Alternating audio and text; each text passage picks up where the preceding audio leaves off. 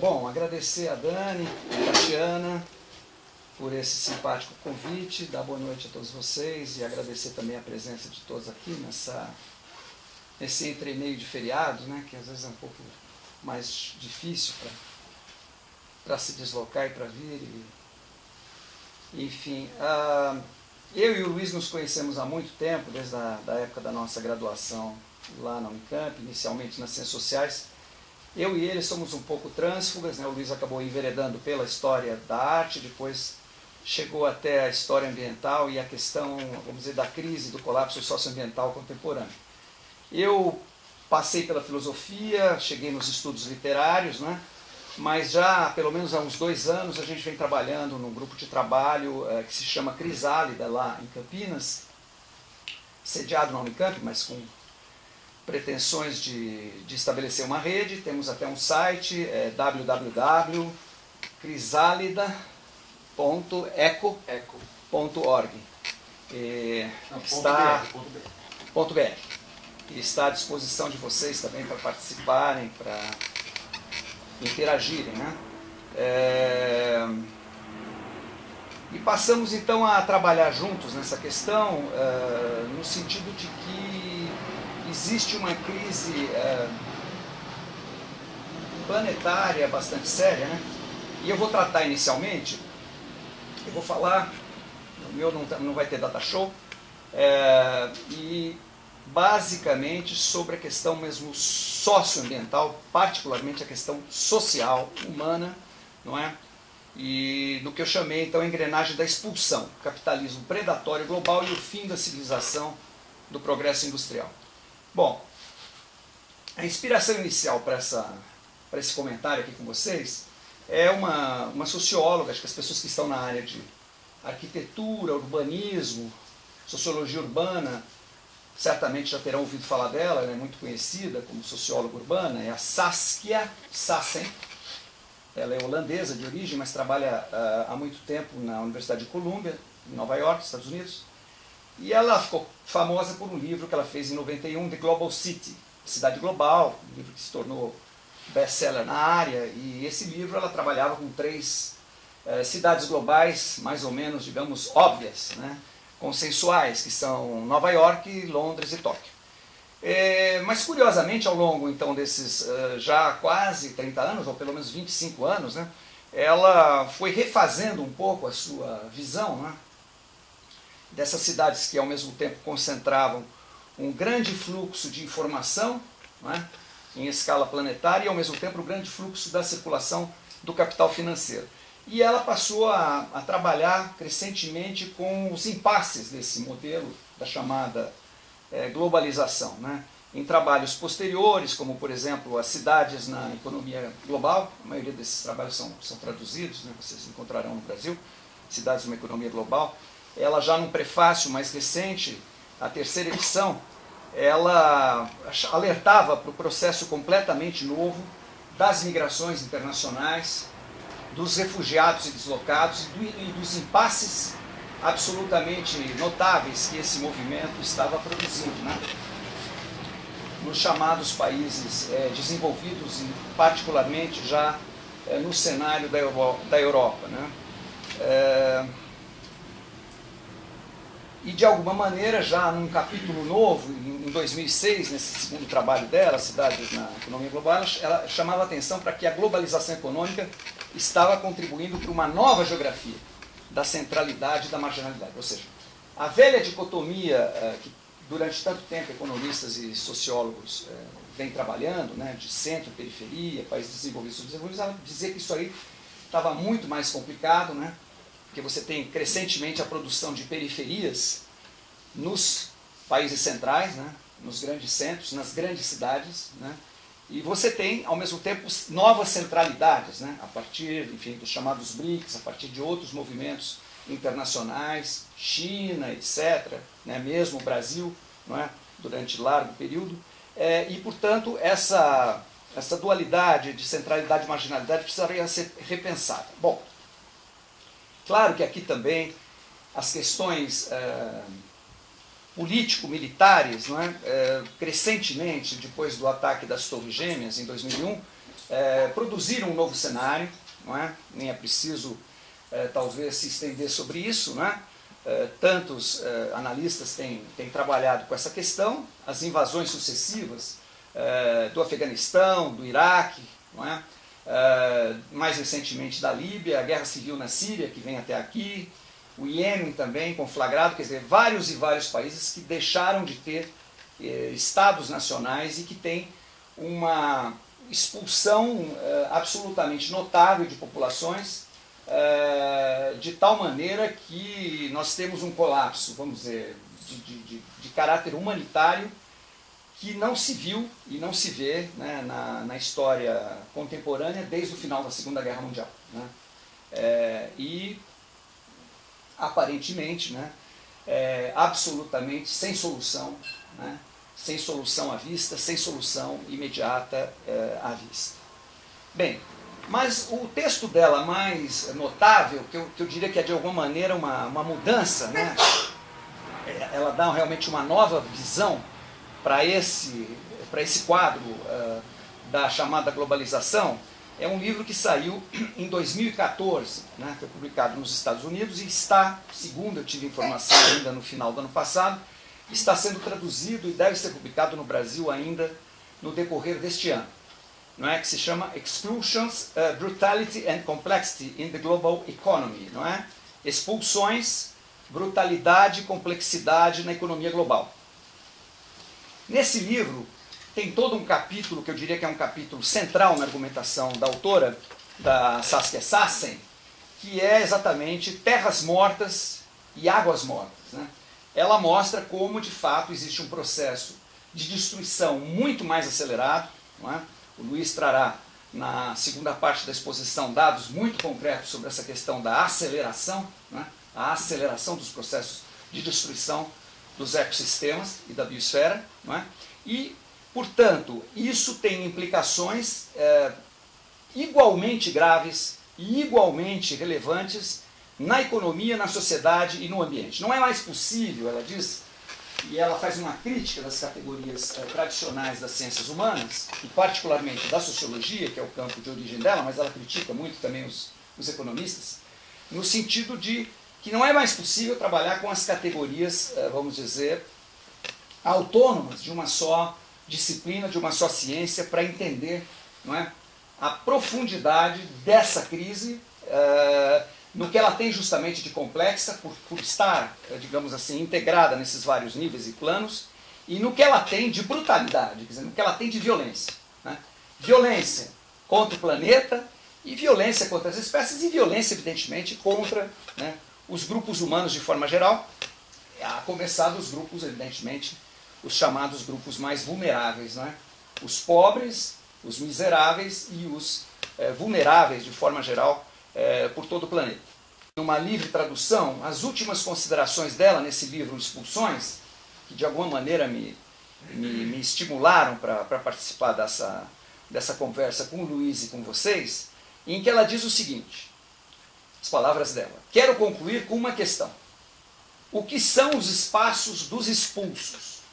Tais espaços fogem às mensurações convencionais utilizadas pelos estados e pelas economias modernas. Trata-se, porém, de torná-los conceitualmente visíveis, os espaços dos expulsos. Quando as dinâmicas da expulsão proliferam, quaisquer que sejam suas manifestações, da mutilada economia grega, à elite predatória de Angola, ao crescimento dos desocupados crônicos ou dos encarcerados presos com o objetivo de lucro nos presídios privados dos Estados Unidos, o espaço dos expulsos expande-se e torna-se sempre mais diferenciado. Tal espaço não é uma ausência, uma espécie de buraco negro, é uma presença tangível. Assim, o espaço dos expulsos deve ser, portanto, conceituado. Análogo é a tese que sustento a propósito da proliferação de terras e águas mortas, geradas de formas tóxicas de desenvolvimento. Elas estão também presentes, e crescentemente presentes. Sustento que, para avançar conceitualmente na direção do reconhecimento de sua presença, deveríamos chegar a conceber essas presenças de expulsões como objeto de uma jurisdição informal específica. No plano mais geral, os espaços dos expulsos exigem com força serem reconhecidos no âmbito conceitual. Ela está batendo nessa tecla. Que a sociologia, que as ciências humanas, de forma geral, não conseguem dar conta dessa realidade. São muitos esses espaços dos expulsos. Estão crescendo e se diversificando. São realidades conceitualmente subterrâneas que devem ser trazidas à luz. São potencialmente os novos espaços nos quais agir, nos quais criar economias locais, novas histórias e novos modos de pertencimento. Aqui é o fim dos comentários finais da Saskia Sassen. Portanto, nós podemos, digamos assim, continuar essa reflexão considerando que tem sido uma percepção mais ou menos generalizada nas disciplinas de ciências humanas que as categorias usuais, ou pelo menos para as pessoas, digamos, que estão mais vinculadas a uma espécie de crítica, né, dos modelos usuais das ciências humanas, né, que as categorias usuais com que temos trabalhado são insuficientes para descrever os mecanismos subterrâneos que, pelo menos desde meados dos anos 80, vamos dizer, grosso modo, nos últimos 30 anos, convertem a complexidade e a velocidade da amplificação do capitalismo financeiro no controle de áreas, populações e produções em escala planetária. Quer dizer, né, a grande era da globalização é também a era da financiarização dos processos econômicos, não é? Bem como a centralização das esferas corporativas nos grandes aglomerados das cidades globais. Esse processo é, ao mesmo tempo, não é, convertido num processo de brutalidade sistêmica e expansiva sobre grande parte dos contingentes humanos, em especial os mais vulneráveis, né, em todos os sentidos que a gente possa querer debater a condição da vulnerabilidade, né, bem como, claro, os ecossistemas, espécies vegetais e animais de toda a biosfera em escala e em ritmo também inéditos. Sobre escala e ritmo, o Luiz nos dará uma visão muito atualizada e muito perturbadora, eu diria. Pares conceituais dicotômicos, isso é o nosso feijão com arroz nas ciências sociais, nas ciências humanas, né? Por assim dizer, clássicos, têm se revelado limitados em seu alcance explicativo sobre os mecanismos que, de modo integrado e potencializado, com enormes efeitos multiplicadores, convertem a complexidade em brutalidade sistêmica.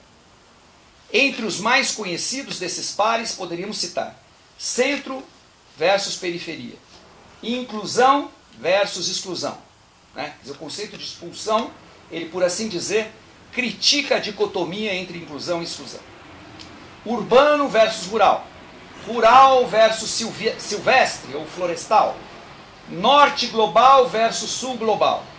Você vai nos Estados Unidos hoje, na Europa, é moda, né? Global South, o sul global. O que o sul global tem que o norte global não tem, e vice-versa. Ocidente versus Oriente, e finalmente capitalismo versus comunismo. Aqui, claro, referência direta, né, às questões relacionadas à realidade da China, né, e à expansão de um capitalismo, talvez se não um capitalismo clássico, né, um capitalismo de Estado, um coletivismo burocrático, como queira chamar, mas enfim, que coloca a China como a segunda superpotência desse sistema de complexidade e brutalidade em escala global ao lado dos Estados Unidos. E são, não por acaso, os países mais poluidores, né, mais desagregadores dos ecossistemas planetários em escala global. A produção e reprodução sistêmicas da desigualdade, tanto entre classes e povos quanto entre regiões, da pobreza extrema e da dívida pública crescente, não é, que são capturadas pela finança global, certamente não podem mais ser compreendidas de modo estanque por categorias disciplinares como as que temos nos léxicos conceituais dominantes da economia, da sociologia ou mesmo da ecologia. Não é? Será preciso, então, alargar fronteiras rumo a um campo multi, inter ou transdisciplinar, né? Alguns analistas chamam de MIT, né? MIT, multi, inter, transdisciplinar, que seja suficientemente largo na sua abrangência e profundo na sua capacidade e interesse de escavar as camadas da aparência rumo aos sentidos que a destruição em larga escala dos espaços vitais em tempo acelerado e irrecuperável e a expulsão permanente e crescente de populações humanas, como regra geral, tem gerado em todo o mundo, aqui eu enfatizo, né? Da complexidade emanada do poder corporativo, financeiro, estatal, policial, militar. Tudo com isso, né? Será preciso investigar todos os modos de brutalidade que fazem do antigo proletariado industrial, não é, a classe operária, não é? Foi tema dos meus estudos de iniciação científica, nosso querido professor Paulo Sérgio Pinheiro, do meu mestrado, né? Lá já se vão várias décadas. Então, que fazem desse antigo proletariado o novo e incontornável precariado, né? Essa é uma categoria que tem cada vez mais sido utilizada pelos analistas contemporâneos. O precariado da era contemporânea, que faz do cidadão o marginal urbano, que faz do habitante do campo e da floresta o deslocado sem terra, o deslocado sem água, o deslocado sem floresta e o deslocado sem volta. Que faz do habitante do território nacional o refugiado político, religioso, étnico ou econômico, no mais das vezes enquadrado em várias dessas rubricas, né? O refugiado ecológico, ambiental, ele é também ao mesmo tempo socioeconômico, no mais das vezes é um refugiado político, no mais das vezes é um refugiado religioso, étnico e assim por diante. Sem chance de retorno à pátria e sem chance de incorporação nas sociedades ricas ou relativamente estáveis, né? A situação que se vê hoje, quem tem viajado mais recentemente pela Europa, é uma situação impressionante. Eu estive por vários meses o ano passado na Itália. A Itália vive uma crise seríssima, não é? Com a chegada de milhares e milhares de refugiados, não é? Diariamente, não é? Continuamente, e evidentemente que a economia italiana não tem condições de incorporação, né, desses amplos contingentes. E muito menos o governo da Comissão Europeia, o governo da União Europeia, né? Bom, por falar em refugiados, né, sabemos que a Acnur, o Alto Comissariado das Nações Unidas para os Refugiados, nos traz como estatística terrível e amplificada anualmente, não é? Segundo essa agência, é impressionante o crescimento, né, dos refugiados em escala global. Segundo a agência divulgou no final de junho do ano passado, pelo menos é o dado mais atual que eu consegui, meados, portanto, de 2016, em 2015, até o final de 2015, o número de refugiados e deslocados internos no mundo chegou a 65.300.000 pessoas, número absolutamente recorde, sem igual no passado. No Brasil, segundo a nota do Ministério da Justiça, publicada após um discurso polêmico de Michel Temer na ONU em 19 de setembro de 2016, existiriam cerca de 94.000 refugiados, 85.000 dos quais haitianos, que migraram após o violento terremoto de 2010. Esses são claramente, majoritariamente, não é, refugiados ambientais, não é? E outros 9.000 distribuindo-se em 79 nacionalidades, 2.300 deles provenientes da Síria. Porque já é a segunda né, nacionalidade. Isso é impressionante, né? Quer dizer, o Brasil, evidentemente, recebe muito menos refugiados dos conflitos do Oriente Médio do que qualquer outro país, mas já recebe um número que por si só é significativo, né? Em minha própria experiência, como professor da Unicamp, se vocês me permitem falar 2 linhas sobre isso, eu tive a frustração de testemunhar em 2 reuniões da Acnur, na qual eu representei oficialmente a universidade, né? Isso para mim foi motivo de honra, de representar a Unicamp oficialmente, pela própria reitoria, uma delas em Buenos Aires, em 2008, e outra na cidade de Santos, em 2010. quer dizer, um pouco vergonhoso para nós das universidades, né? Quer dizer, o quanto as nossas universidades públicas, e aqui eu posso generalizar tranquilamente, pelo menos no que diz respeito às estaduais paulistas, que são Unicamp, USP e Unesp, que são claramente mais refratárias a essa questão, não só de refugiados, mas a questão das próprias cotas raciais, né? Como, na verdade, as nossas universidades, quer dizer, os nossos professores, os nossos pesquisadores, os nossos dirigentes, né, para não falar dos próprios funcionários e até mesmo dos próprios alunos, estão alheias e omissas quanto ao acolhimento de estudantes de graduação e pós-graduação provenientes desse expressivo contingente de refugiados. Embora o país assine, né, o Brasil assina tratados internacionais que prevêem esse tipo de acolhimento. Nós tivemos exemplos claros na crise recente depois do terremoto do Haiti. No momento em que parece avançarmos no debate sobre cotas raciais para negros, pardos e indígenas, autodeclarados em nossos cursos de graduação e pós-graduação, uma questão hoje muito polêmica, na Unicamp, na USP e também na Unesp, seria certamente oportuno que a questão do acolhimento a refugiados fosse pautada também por nossas universidades. Essa quase, eu diria, indiferença não se coaduna com o fato de que o Brasil, né, como eu já disse, há muitos anos é signatário de tratados humanitários, né, internacionais em nível da própria ONU. Né. Bom, esses dados não consideram imigrantes internacionais premidos ao deslocamento por razões de extrema pobreza. Nesses anos recentes, no caso do Brasil, né, para a gente pegar esse exemplo, nas fronteiras do norte amazônico, como se sabe, né, há uma entrada ilegal de venezuelanos, mas também colombianos e peruanos, mas principalmente agora, mais recentemente, venezuelanos, que é frequente e crescente. Mas são, a rigor, os bolivianos, que aqui certamente todos já conhecem, quem mora aqui em São Paulo, que desde o início do século XXI aumentaram enormemente o seu fluxo para o Brasil, não só para o Brasil, elegendo, entre outras, a cidade de São Paulo e a sua região metropolitana como destino preferencial. São, em grande parte, imigrantes ilegais, o que torna toda estatística, seja dos próprios serviços consulares da Bolívia, seja das administrações públicas municipais brasileiras, uma aproximação passível de erro. Fala-se algo que pode variar entre 100 e 200 mil. E só essa variação já mostra, né, a completa, vamos dizer, margem de erro, né, a altíssima margem de erro desses dados.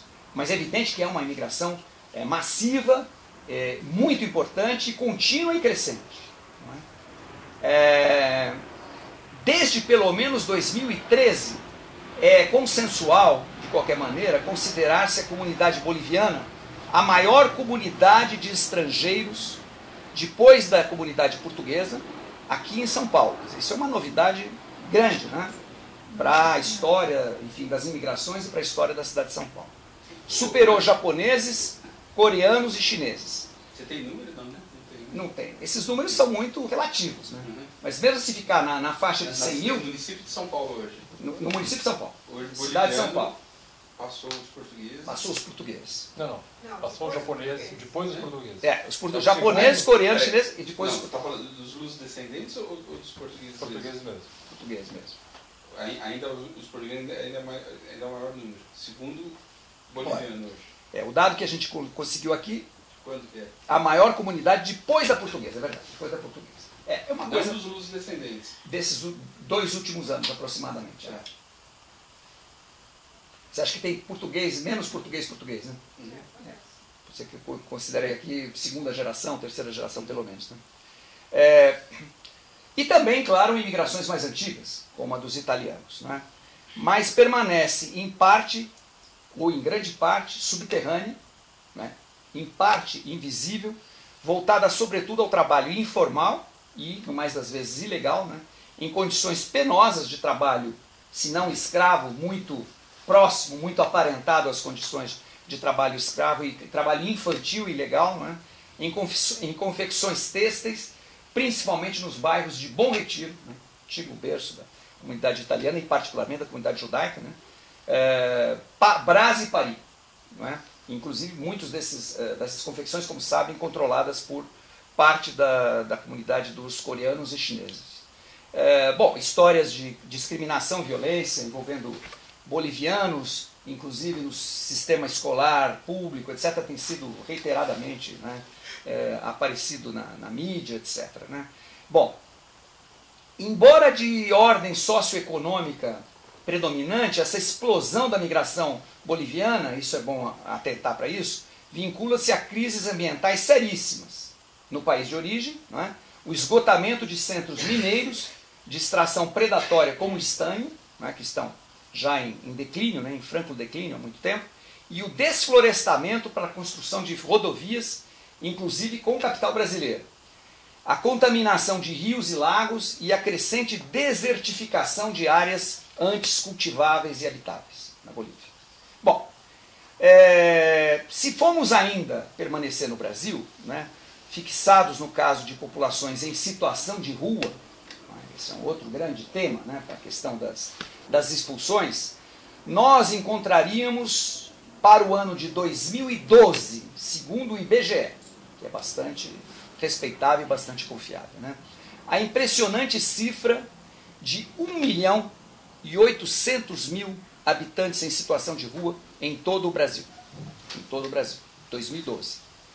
Na cidade de São Paulo, que é campeã nacional desta modalidade de moradores, para o ano de 2016, tanto a FIP e USP, outra entidade muito respeitável, quanto o IBGE, as duas bateram, né, coincidiu, registraram cerca de 16.000 moradores de rua. É uma quantidade que supera o número de habitantes de pelo menos 44% dos municípios brasileiros com até 10.000 habitantes, não é? Que equivalentes a cerca de 2.450 cidades. Não é? Portanto, um número realmente expressivo, não é preciso dizer. Nós, moradores de São Paulo, basta sair na rua, não é? Basta caminhar praticamente por qualquer bairro que nós encontraremos, não é? Esses moradores hoje... Cidade de São Paulo ou Grande São Paulo? Cidade de São Paulo. Cidade de São Paulo, 16.000 moradores de rua. Cidade de São Paulo, município. 16.000 perto de 1,8 milhão é pouco, né? Tem uma espalhada, tem uma coisa espalhada. Não é só grande centro. Então. Tem coisa... sim. Tem certamente espalhada, né? Espalhado por todo o país. Né? Nós temos local para colocar esse povo todo no inverno, por exemplo, é muito complicado. Acolhimento, os albergues. Aparentemente insuficientes. Né? Aparentemente insuficientes. Não é? Teria que ter 16 bastante insuficientes. Não deve ter 16.000 vagas. Bom, eu não sei como é que a gente vai deixar a conversa, Daniela, a gente faz para o final, depois tudo isso. A ideia nossa entre eu e o Luiz vai ter uma pretensa linha de continuidade, né, professor Luiz? Mas eu estou terminando, mais 5 minutos, e aqui eu destaco, não é, vamos dizer, como, para fugir talvez um pouco da cena do aqui e agora, né, produções culturais relevantes na área de cinema, que podem ilustrar muito bem esse processo da brutalidade na complexidade do processo de modernização e desenvolvimento do Brasil, e no Brasil modernizado e modernizante, né, das últimas 4 décadas pelo menos, final, meados dos anos 70 até aqui, né, onde o projeto nacional sempre se consolidou com uma clara tendência exterminadora ou de expulsão, né, de índios, negros, trabalhadores rurais e imigrantes estrangeiros, ou mesmo imigrantes nacionais urbanos, né? Os nordestinos, né? Em primeiro lugar. Eu lembraria a presença de 4 filmes emblemáticos, né? São filmes que me tocam muito até hoje. Eu tenho trabalhado bastante do ponto de vista de sala de aula com esses filmes, né? Para as jovens gerações de alunos, e acho que são filmes ainda muito, muito importantes. 2 deles são filmes absolutamente recentes que eu faço essa menção aqui para vocês, né? Poderiam ser tantos outros, mas acho que esses são por si só emblemáticos. Bom, eu falo primeiro de Iracema, uma Transamazônica, eu acho que possivelmente muitos de vocês conhecem, né? É um filme de 1974, né? Dirigido por Jorge Bodansky e por Orlando Senna, que trabalhou com a questão, né, da construção dos grandes projetos rodoviários na Amazônia, né? O subtítulo já faz esse jogo de palavras, Transamazônica, trabalha com uma personagem central que é uma índia, né, que evidentemente também simbolicamente tem o nome de Iracema, né, referência evidentemente à mitologia, digamos, romântica, né, de um dos romances de fundação, digamos assim, da identidade nacional brasileira de José de Alencar no século XIX. Né. O tema central é a estrada, né, e foi filmado em grande parte na Belém, Brasília, e é a destruição de comunidades tradicionais indígenas, né, de forma realmente brutal, né, na construção do Brasil grande, dos megaprojetos rodoviários, né, da Amazônia, durante a ditadura militar. Lembrando que esse filme foi isso. Eu lembro bem, eu era aluno, terminava a graduação, ia começar o mestrado, e esse filme, para quem teve sorte, ele entrou em cartaz, ele ficou uma semana, não chegou a 2, ele foi censurado, totalmente censurado pelo regime, e esse filme pôde ser visto com sorte em algum cineclube, semi-clandestino, né, durante muito tempo, e voltou então a circular só depois do final do regime militar. Né. É um filme de uma perspectiva crítica, um filme ação, como se diz, né, filmado de fato nos locais de trabalho, e a atriz é uma atriz amadora, quer dizer, ela não é atriz, né, representante de uma comunidade indígena do estado do Pará. Né. Bom, eu lembro também do Fio da Memória, que é um dos filmes mais impressionantes, mas talvez também menos conhecidos, de Eduardo Coutinho. É um longa-metragem dele, né, um documentário feito em 1991, começou a ser produzido em 1988, a propósito do centenário da abolição do trabalho escravo. Né. Ele teve problemas na época de financiamento e ele conseguiu terminar o filme, só depois de 3 anos. Esse Fio da Memória é um filme em branco e preto, longuíssimo, né, acho que tem umas 2 horas de duração, trata particularmente da identidade cultural afro-brasileira, né, na figura muito impressionante, né, de um artista negro, Gabriel Joaquim dos Santos, não é, filho de escravos, não é, nascido em 1892, e que construiu uma casa, não é, com cacos, com restos, né, alguma coisa retorcida que às vezes tem imagens assim que lembram Gaudí ou algo assim, né? A chamada Casa da Flor. Quando o Coutinho filmou, ele tinha acabado de morrer, ele morreu em 1985.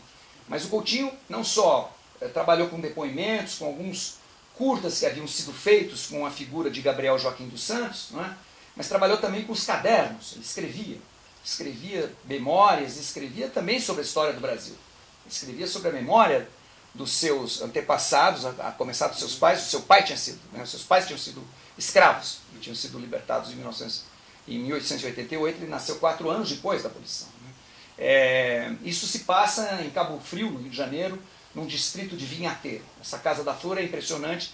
Esse filme é um filme difícil, um filme lento, né, é um filme que inclusive teve um resultado comercial vamos dizer, completamente fracassado, né, e o diretor depois teve que passar longo tempo para poder depois voltar a filmar, né, já alguns anos depois. Né. Bom, os 2 últimos filmes que eu cito aqui para vocês são filmes completamente atuais e que estão em cartaz. Né. Então, se alguém não pôde ver ainda, eu recomendo absolutamente, são filmes absolutamente imperdíveis, né, porque me parece que são aulas, né, insuperáveis de história do que nós poderíamos chamar a história do colapso socioambiental no Brasil. Né? Que eu acho que nenhum historiador, ou nenhum sociólogo, ou nenhum cientista social seria capaz de fazer nas linguagens e nas categorias, vamos dizer, convencionais que nós temos. Né? Um dos filmes é o filme Martírio, né? Dirigido por Vincent Carelli, que é um franco brasileiro, nasceu na França, mas está no Brasil há 30, 40 anos, né? Foi casado com uma amiga de geração, antropóloga indigenista, a Virgínia Valadão, que foi colega desde o colégio do Luiz Marx, né? Nossa colega depois na Unicamp, morreu precocemente. Ela e ele, o casal, né, desde logo atuaram, né, nessa questão indígena, trabalharam no CIMI, né, no Conselho Indigenista, e o Vincent se especializou desde os anos 80 em fazer cinema. Fazer cinema sobre os índios e logo mais com os índios. Né? Ele tem uma produtora que é muito conhecida no movimento indigenista brasileiro chamada Vídeo nas Aldeias. Martírio é um filme sobre o martírio, né, do povo Kaiowá-Guarani. É um filme de 2h30, é um filme que ele começou a rodar imagens ainda aleatórias, ele mesmo diz, é um filme narrado na primeira pessoa do singular por ele, pelo Vansan, e diz, olha, eu não sabia muito bem, a primeira vez que eu estava indo lá, na área de fronteira, né, do Mato Grosso do Sul com o Paraguai, e eu não sabia muito bem o que fazer com essas imagens. Né? E vai vindo, e ele vai introduzindo, né, várias informações sobre o verdadeiro genocídio, né, que ao longo de um processo que vem da colônia, mas que se intensificou já no período republicano, desde o final do século XIX, ao longo do século XX, destruiu boa parte de um dos povos mais numerosos, né, entre as populações indígenas, o povo Kaiowá-Guarani. Isso veio até hoje, isso é uma história que ainda não teve fim, e as cenas que aparecem mais recentemente, digamos, de 2013 para cá, né, no Congresso Nacional, com a discussão da mudança, né, da legislação, de maneira a tirar da FUNAI, né, a atribuição constitucional de demarcação de terras indígenas, né, a favor do Congresso, né, de devolver para o Congresso, né, ou de dar ao Congresso a atribuição que hoje é da FUNAI, realmente são cenas assim, de uma brutalidade só. Né. Basta dizer que são os deputados que nós tão bem já conhecemos, né, que estão ali debatendo e basicamente capitaneados pela bancada rural, que não é pequena, né, e não é fraca, ela é fortíssima, como nós sabemos, e que tem expoentes como, por exemplo, né, a ex-ministra do governo Dilma Rousseff, a Cátia Abreu, que vocês sabem, dirige uma das principais entidades dos agricultores, né, a partir do Tocantins, onde ela é grande proprietária de terras, e que fala coisas terríveis, né, a respeito do direito de autodefesa por parte dos grandes fazendeiros, né, vale dizer, o uso da força privada, da força armada privada, para defender suas terras diante do possível avanço, né, dos processos de demarcação das terras indígenas. É um filme notável e que eu recomendo vivamente. Nesse momento ele está em 3, ele ganhou o Festival de Brasília ano passado, ele está em cartaz nessa semana, em 3 cinemas, em 3 sessões únicas. Né? Tem um horário em cada um dos cinemas, acho que são 2 salas do sistema Espaço Itaú, um na Augusta e outro lá no Frei Caneca, e uma sessão também, salvo engano, no Belas Artes. Né? O outro filme que eu não poderia deixar de comentar, né, era o Hotel Cambridge, né, que é um filme também que está tendo muito impacto, também já está praticamente saindo de cartaz, mas ainda é localizado em alguns cinemas de São Paulo, né, dirigido pela Eliane Café, que é uma artista plástica, né, uma multicriadora e multiartista, que teve a participação fortíssima da sua irmã Carla Café, que também é designer, né, professora da Escola de Arquitetura da Escola da Cidade. Né, e é um filme que, como aula de cinema, é notável. Né, ele trabalha com a ocupação, né, por parte de um dos movimentos de sem-teto, não é esse movimento mais conhecido, nacional de sem-teto, acho que é a Frente de Luta pela Moradia, alguma coisa assim, que ocuparam então esse antigo hotel, né, um hotel que teve os seus momentos de luxo ali no centro, próximo do Anhangabaú, né, na rua, ali na esquina da 9 de julho com a João Adolfo, e que acho que foi casa de balada, né, foi um monte de coisa depois de ter sido hotel, e que mais recentemente, acho que nos últimos 4, 5 anos, sofreu um processo de ocupação. O que é interessante nesse filme, pelo menos para o que nós estamos aqui querendo conversar com vocês, é que além da questão do sem-teto, além da questão da moradia, introduz uma outra questão, a questão dos refugiados. Quer dizer, em algum momento, né, os refugiados passam também a participar do processo da ocupação, e passam vários deles a morar junto com os representantes brasileiros, digamos, do movimento de luta pela moradia. E, enfim, são refugiados palestinos, né, africanos do Congo e também da América do Sul, particularmente Colômbia e, salvo engano, Haiti também. Né? O filme mistura documentário e drama, né, o chamado gênero docudrama, né, atualmente em voga, mas é um filme muito, muito impressionante do ponto de vista mesmo da própria filmagem, da própria condição em que aquilo se desenrola. Né? É um filme que é feito, boa parte dele, dentro do prédio do Hotel Cambridge. Poderia ser um filme quase inviável, vamos dizer assim, né? Porque o, filme, o Hotel Cambridge de fato está ocupado nesse momento, mas o filme se desenvolve com um ritmo e com uma tensão absolutamente notáveis. E tendo como, evidentemente, vamos dizer, tema absolutamente central a própria questão, vamos dizer assim, desse contingente de expulsos, né? De expulsos, sejam dos sem-teto, seja dos refugiados políticos internacionais. Bom, então, dá mais 5 minutos? Ou? Mais 5 minutos. Como parte, então, eu estou indo realmente para as últimas considerações, como parte, então, desse mesmo movimento das engrenagens de descontrole, sobre a qual o Luiz vai nos brindar daqui a alguns minutos, na complexidade e de expulsão na brutalidade, nós podemos também incluir o tema, né, hoje crescente, e atual e visível, que seria o tema do declínio da democracia, né? Quer dizer, seja o declínio da democracia como valor, seja como prática. Eu não estou falando só da Turquia, né, do Egito, do Brasil ou do Paraguai. Eu estou me referindo aqui igualmente à França, aos Estados Unidos, à Itália, à Áustria, à Hungria e à Polônia, para citar alguns exemplos mais recentes e mais evidentes dessa crise, da crise, né, do próprio conceito, do próprio valor e da própria instituição, digamos, ou das instituições políticas estatais definidas durante largo tempo como participantes de um campo democrático ou de uma construção de regimes democráticos, né? Parece que, de fato, realmente, a era do chamado estado do bem-estar social é uma etapa, não é? Se não superada, é uma etapa em franco declínio, não é? Na cena mundial contemporânea. No Brasil, sejam quais forem as posições que nós possamos adotar quanto do impeachment da presidente Dilma Rousseff, parece que ninguém duvida disso, né? Que a instituição ou as instituições democráticas estão em pane, né? Estão em crise gravíssima, não é? Para não dizer em colapso.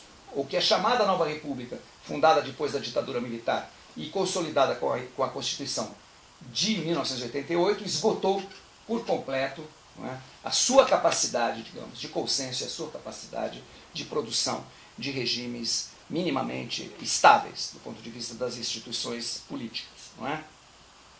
Bem, os exemplos são notáveis, né? Enfim, poderíamos depois deixar para os debates, né? Na questão ambiental, uma notícia que passa desapercebida. Nós estamos esses dias todos, né, com os vídeos e os áudios das delações premiadas. Parece que essa é a única, quase que a única notícia, ou a notícia dominante, né, em todo o espaço das mídias. De repente o jornal Valor, não é um jornal de imprensa alternativa, o jornal Valor, na página A2, no dia 13 e 14, nessa edição de quinta, sexta-feira passada, né, dá uma notícia terrível, né, uma longa matéria. Em curso a mudança, né, de uma medida provisória que pode liberar a venda de 1.100.000 hectares de florestas no estado do Pará. Então, se vocês quiserem, nós podemos detalhar a notícia, que é terrificante, né? Exatamente no sudoeste do Pará, na rota graneleira, né, da grande produção de soja que vem do Mato Grosso, na linha da Cuiabá-Santarém. Sobre isso, para não estender mais, eu recomendaria um livro que acabou de sair e que, entre outros trabalhos que têm saído, né, me parecem as reflexões muito interessantes, reflexões muito instigantes, não é, sobre essa questão da crise da democracia. Não é? É de um professor muito conhecido do Rio de Janeiro, né, um cientista político, que vocês certamente conhecem, já ouviram falar, Vanderlei Guilherme dos Santos. Ele já tem seus 80 e poucos anos, né, e está firme e forte, e produziu agora, pela Getúlio Vargas, 2017, esse livro chamado A Democracia Impedida, o Brasil no século XXI. Mas não é só a descrição e análise do que ele considera golpe, do processo de impeachment de Dilma Rousseff. É uma análise geral sobre essa questão da democracia impedida em escala internacional, em escala global.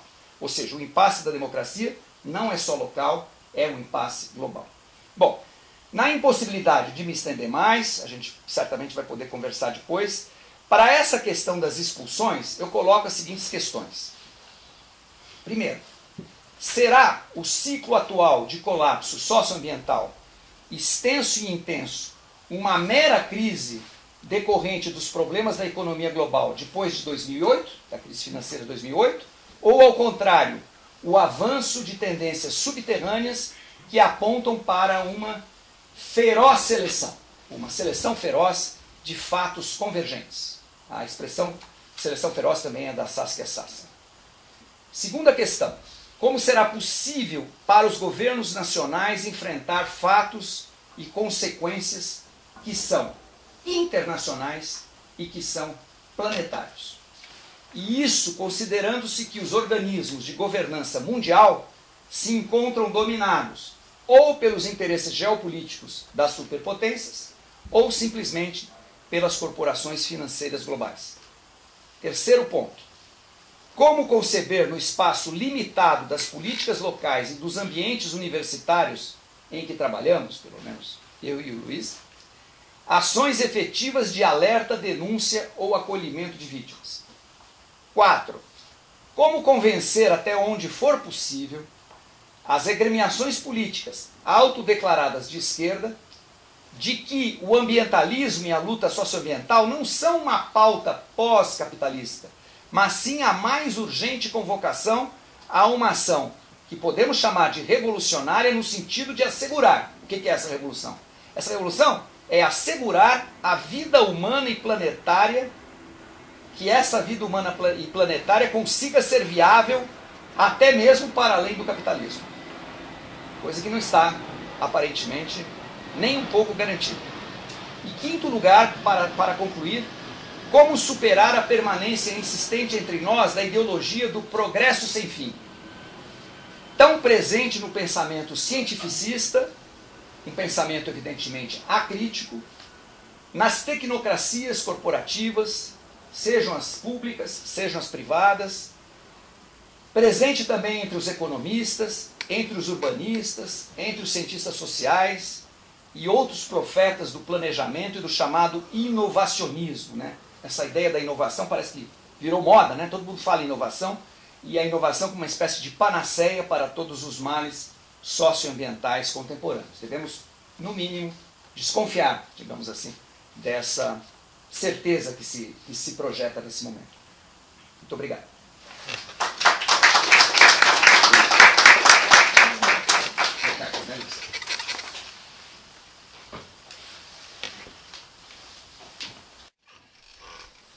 Temos aí um pedacinho de caminho pela frente. O que eu vou apresentar para vocês, boa noite a todos, é uma parte, é a introdução de apenas a introdução, mas eu quero mostrar para vocês que se trata da introdução a um livro que eu estou escrevendo, baseado basicamente nesses três, se divide nesses três itens, né, o gravamento de recordes e saltos recentes em 20 indicadores da degradação ambiental, início de uma transição, a grande hipótese é exatamente se nós estamos já no presente decênio, no início de uma transição abrupta para um colapso socioambiental. O segundo ponto, o peso crescente dos mecanismos de retroalimentação, ou seja, mecanismos que são inerentes ao próprio sistema Terra e que, de uma certa maneira, passam a ser independentes da ação humana, seja da ação de agravamento, seja da ação mitigatória. E o terceiro ponto seria exatamente essa ideia de que o capitalismo torna-se mais destrutivo à medida que encontra mais dificuldade para se expandir. Bom, eu vou tratar, portanto, como disse a vocês, pela introdução. Vamos então ter como ponto de partida essa, né? Inúmeros dados e projeções sobre mudanças na biosfera, na atmosfera, na criosfera, ou seja, no gelo, na hidrosfera e na pedosfera, ou seja, nos solos, e sobre suas interações, sugerem que a trajetória de degradação do sistema Terra está em vias de se tornar, ou já se tornou, irreversível. 6 fatores conjugam-se para reforçar a hipótese da irreversibilidade. Então, o primeiro é que a pressão da atividade econômica sobre os ecossistemas continua se intensificando em termos absolutos. Ou seja, a lógica do crescimento econômico zera os ganhos de eficiência e os descolamentos relativos. Por exemplo, um crescimento potencial maior do PIB do que a taxa de pressão sobre a biosfera. Por exemplo, nós podemos pensar, nós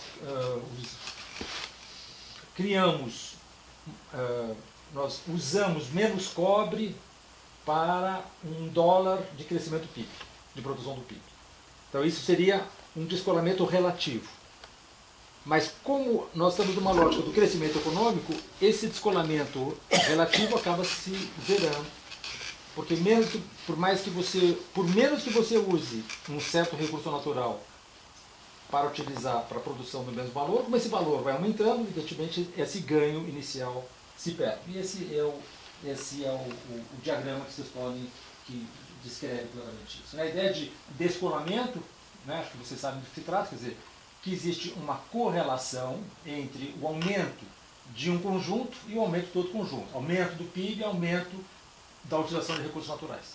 Então nós podemos aumentar mais o PIB do que nós aumentamos a exploração dos recursos naturais, mas como o PIB continua aumentando, a utilização de recursos naturais, em termos absolutos, e a natureza só se interessa, a natureza não se interessa por nada que é relativo, ela se interessa por questões absolutas.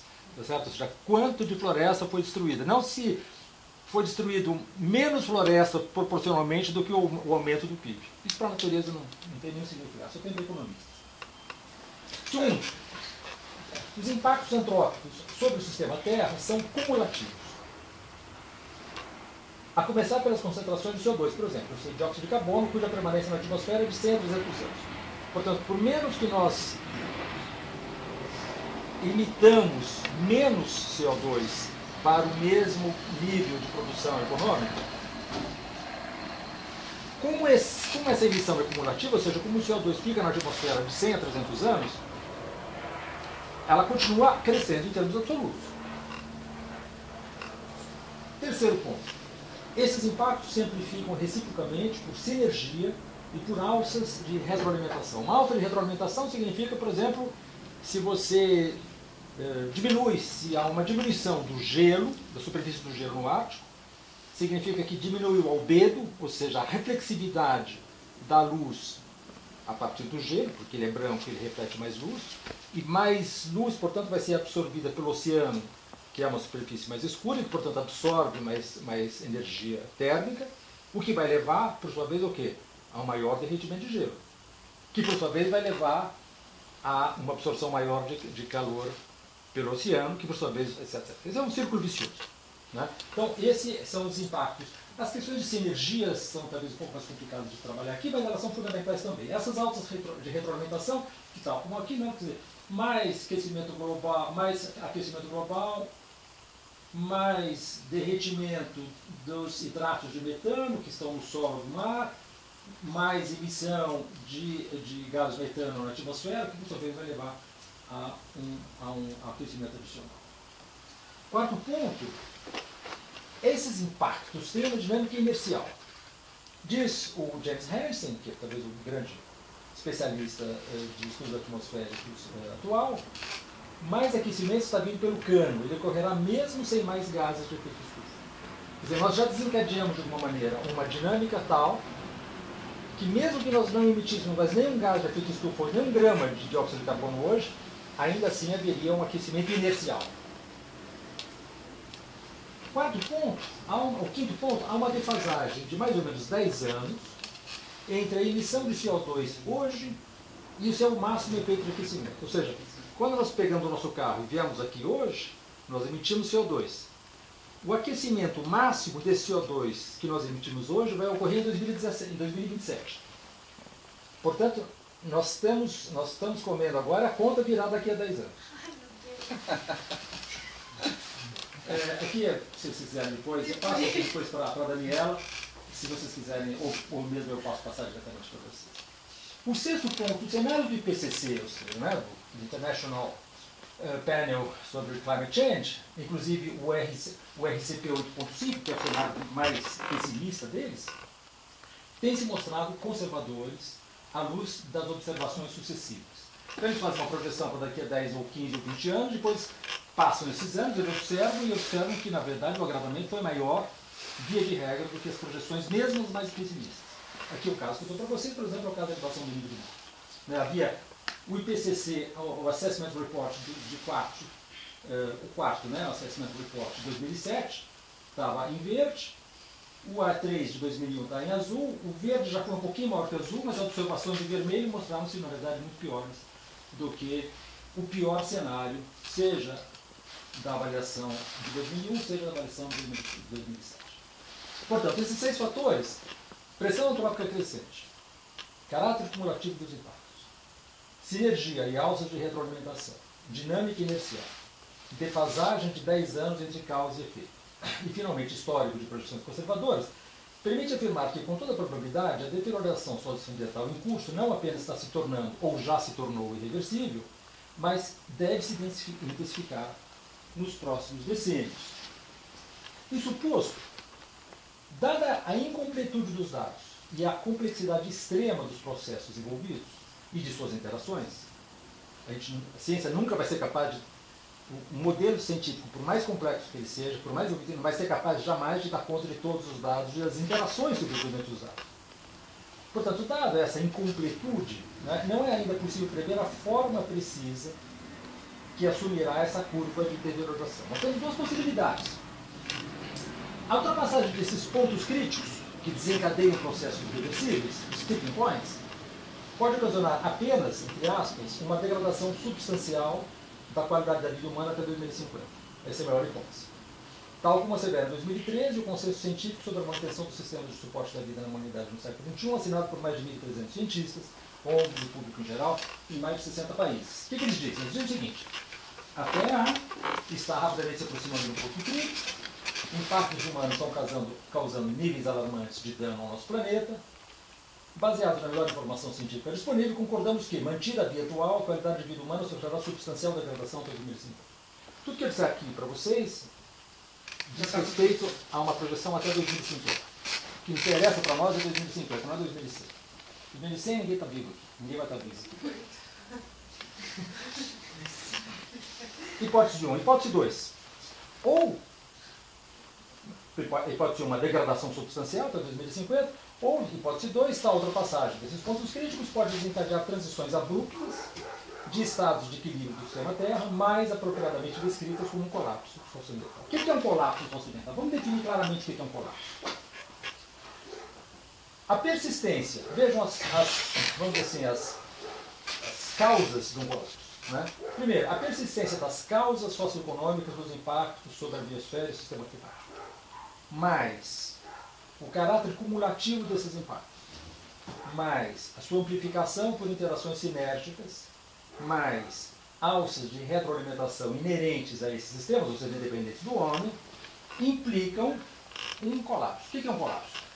Perturbações que ultrapassam a variabilidade natural do sistema climático e a capacidade de resiliência dos ecossistemas, ou seja, os pontos críticos, ao ultrapassar desses pontos críticos, desencadeando transições abruptas ou não lineares para outro estado de equilíbrio desses sistemas, adverso ou inviável para a grande maioria das espécies adaptadas ao equilíbrio anterior. Tá? Basicamente, o sistema Terra está em equilíbrio. Quando ele começa a receber pressões que o levam a um desequilíbrio, e esse desequilíbrio começa a ser muito grande, ele transita para um outro estado de equilíbrio. Ele vai reorganizar o seu estado de equilíbrio. O problema é saber se nesse novo estado de equilíbrio nós temos lugar. Tá certo? Qual é a nossa capacidade de sobrevivência, de adaptação, não só da nossa espécie, como de outras espécies. Os gráficos da grande aceleração tornaram-se o ícone da percepção de uma trajetória de colapso socioambiental.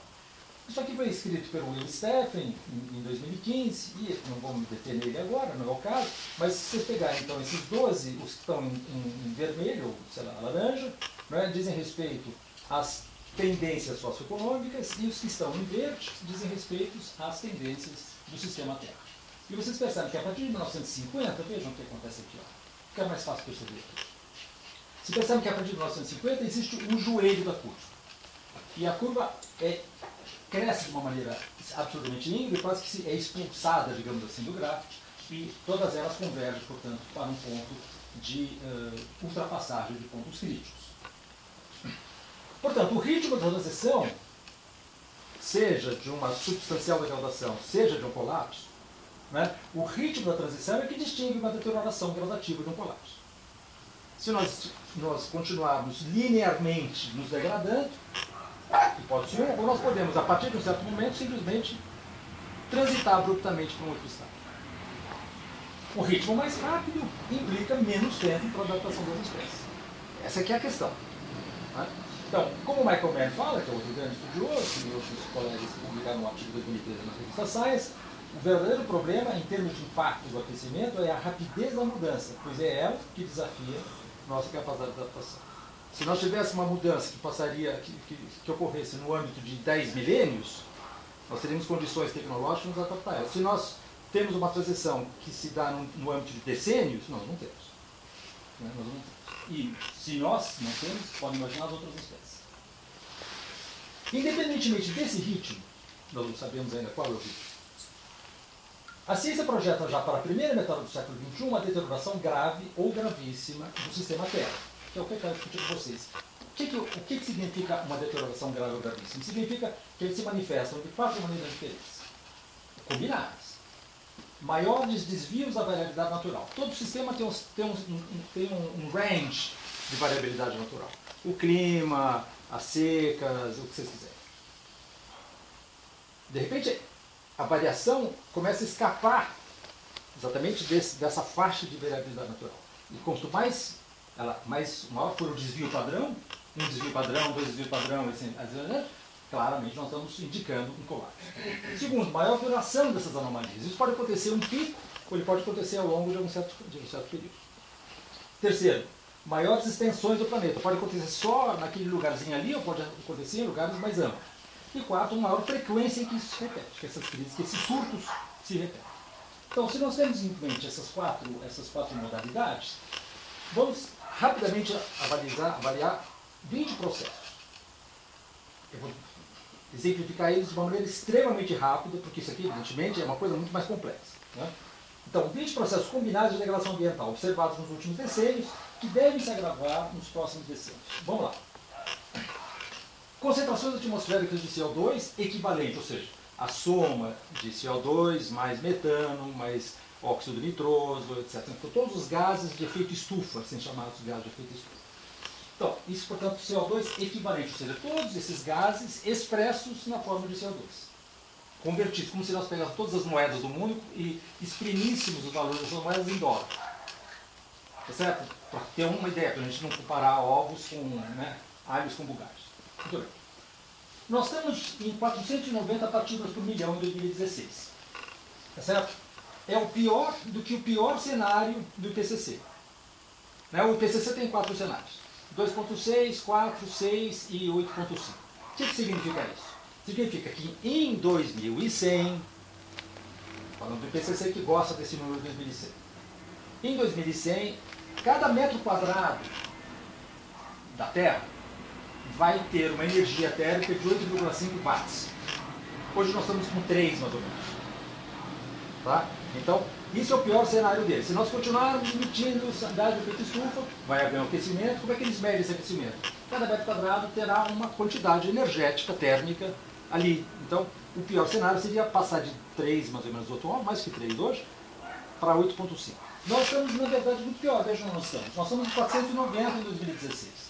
Tá certo? O pior cenário, que é o cenário vermelho, nos colocaria em 420, 430 em 2020. Portanto, nós estamos numa situação claramente pior. Segundo, ainda sobre as concentrações. As concentrações de atmosfera de CO2 equivalentes são, segundo o Environmental Outlook 2050 da OCDE, que é totalmente sem nada de alarmista, não é uma ONG ambiental, certo? Não tem nada a ver com isso. Concentrações de atmosfera de CO2 equivalentes estão previstas que atingirão 685 ppm, nós estamos em 490, até 2050 e mais de 1000 ppm até 2100. Não vou discutir isso com vocês agora, mas basicamente é o seguinte, nós ultrapassaríamos, há muita discussão sobre isso, a ideia de sensitividade, ou seja, quanto o clima aquece se você aumentar as concentrações de gás de efeito estufa na atmosfera.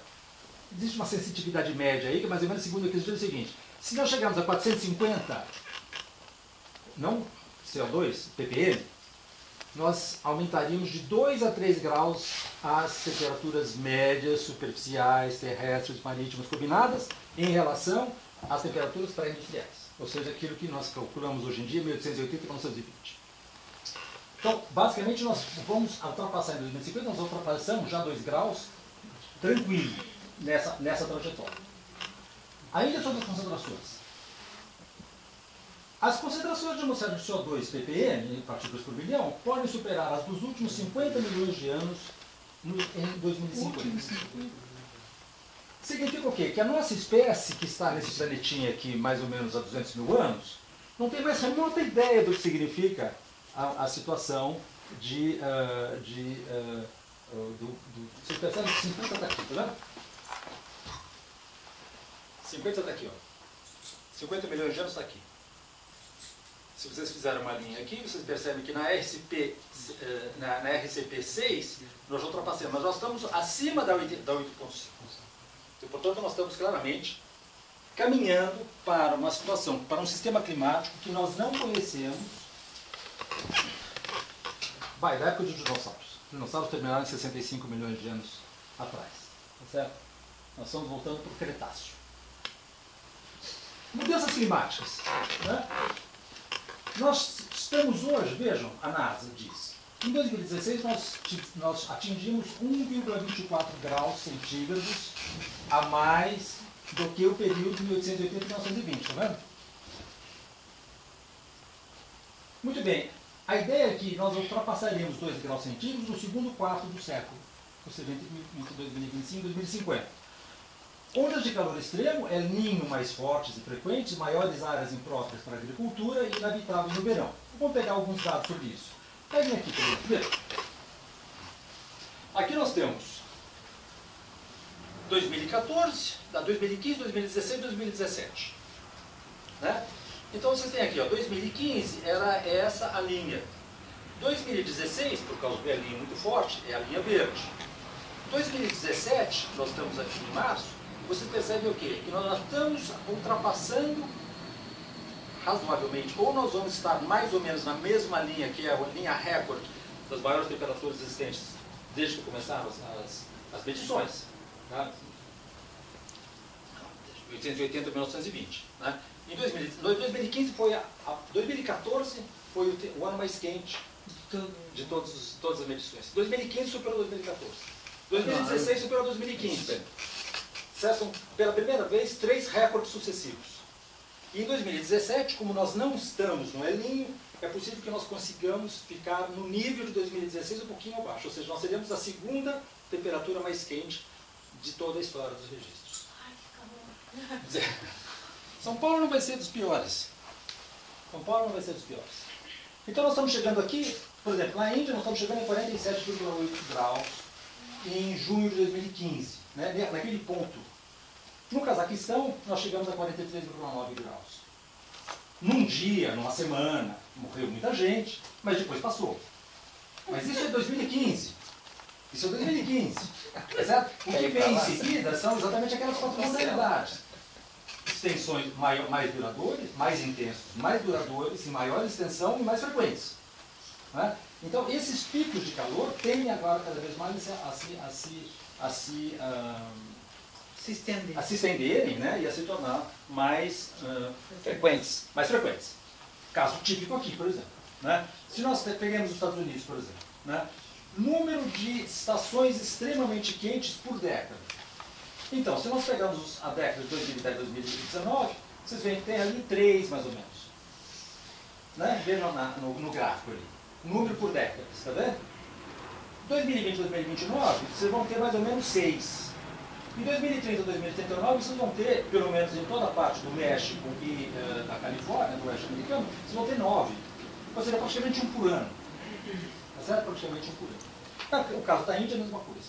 Só que o caso da Índia, vocês têm, é uma coisa mais complexa, vocês têm os famosos cenários, né?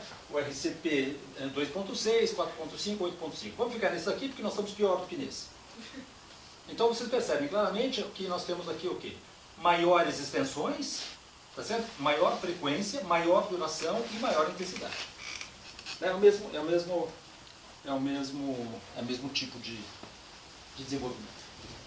Terceiro ponto. Mudanças climáticas no sentido contrário, ou seja, enfraquecimento e ondulação do jato de ar polar, causando ondas de frio invernal extremo nas latitudes setentrionais médias. Você não pode me deter aqui porque a gente não tem tempo para isso, mas basicamente o que nós temos o quê? O aquecimento geral pode levar, está levando já, a ondas de frio terríveis, extremas também, nas latitudes médias setentrionais. Esses famosos invernos que houve em Nova York, etc, etc. Por quê? Porque vai, em uma palavra. Essa aqui era a situação anterior, essa aqui é a situação atual. A situação anterior significava o quê? Os jatos de ar polar ficavam, porque existia uma maior velocidade nesses jatos de ar, eles ficavam isolados. Na situação atual, e cada vez mais, como eles diminuem a velocidade, porque existe um gradiente menor, contraste de gradiente menor, o que acontece? O ar polar desce e o ar quente sobe. Então, quando o ar polar desce, Nova York fica daquele jeito que ficou. E quando o ar polar sobe, o que acontece? Degela o Ártico. Os processos mais perigosos são os processos de degelo do metano. As emissões de metano. Bom, aceleração do degelo. Né? Lembre-se que são 20, nós vamos chegar lá. Ártico, Groenlândia, Antártica, assim, isso aqui na Noruega. Então, se vocês pegarem, por exemplo, o caso do Ártico, o Ártico está assim. Quer dizer, é uma implacável queda da área de gelo no período mais quente, vamos dizer assim, do ano, ou seja, setembro. Não é? Esse aqui normalmente mede... não, aqui está medindo em março, perdão. Mas você percebe que a queda é extremamente abrupta. Significa o quê? Bom, um cara chamado Peter Wareham está falando assim, em 2016 nós vamos ter menos de 15% da área de gelo no Ártico. Ele errou. Porque 2012 foi pior que 2016. Mas ele errou, não se sabe, por muito tempo ainda. Quer dizer, provavelmente em 2018, ou 2019, 2020, nós vamos chegar a essa área que eles consideram de degelo total, ou seja, uma área de menos de 15% do Ártico. Aceleração da elevação do nível do mar. E subsidência dos deltas, ou seja, os deltas, grandes aglutinadores de populações, porque são terras muito férteis, começam a baixar. Por vários processos que não vem aqui ao caso, mas um dos mais importantes é o fato da quantidade muito grande de... grandes represas. De Barragens. Porque um rio não é só uma água, o rio são sedimentos. É um fluxo de sedimentos. Quando você coloca uma grande represa, você para o sedimento. E quando você para o sedimento, significa que aquela terra vai diminuir, vai baixar. Quando o mar está subindo e a terra está baixando, claro que os dois processos se agravam reciprocamente. Né? Então, quando se fala em aceleração do nível do mar, é preciso falar também sempre de subsidência. Né? E aí você tem a outra coisa, a mesma coisa. Né? Você percebe que o vermelho é quando você estica, né, as variações, né? E você percebe que a partir de 2014 ela dá um salto. Né? Ela dá um salto e hoje nós estamos com uma média de crescimento de 3,39 milímetros por ano. E a média... Isso aqui são processos bem complexos, mas em suma, qual é a projeção? A projeção é que se o IPCC, então, quando eu falo IPCC, o IPCC é o mais conservador de todos. Por que o IPCC é muito conservador? Porque ele tem que, em primeiro lugar, ele é intergovernmental. Ou seja, os governos têm que dar o apoio ao acordo deles. Em segundo lugar, tudo o que eles dizem é baseado na unanimidade. Então, se nós fôssemos do IPCC aqui, você discordasse, tinha que ser do nível que você quer. É o mínimo múltiplo comum, vamos dizer assim. Tá certo? Secas, escassez hídrica intensificada, esse é o elemento, talvez, junto com a concentração de gás de efeito estufa. Justamente Bolívia. Né? Aí é a Bolívia, exatamente. O lago Poopó, que é o segundo lago da Bolívia, né? Depois do grande lago, como chama? Titicaca? Secou completamente. Né? Não existe mais o lago Poopó. Razão pela qual, exatamente, os bolivianos estão vindo para cá. Seca, ainda sobre secas e escassez hídrica intensificadas. Né? A demanda, segundo o report, né, da ONU, né, World Water Development Report de 2015, haverá um aumento de 55% na demanda de água até 2050. Na atual trajetória, o mundo terá apenas 60% de suas necessidades hídricas em 2030. Ou seja, daqui a 15 anos, o mundo terá uma carência de 40% de suas necessidades em água. E aí, vocês veem uma das razões pelas quais isso está acontecendo. Uma queda brutal do nível dos aquíferos, inclusive do granito. Vejam, norte da China, Oriente Médio, o Galala nos Estados Unidos, Canyon na Austrália, Central Valley no Coisa. Eu pulei aqui. É o primeiro.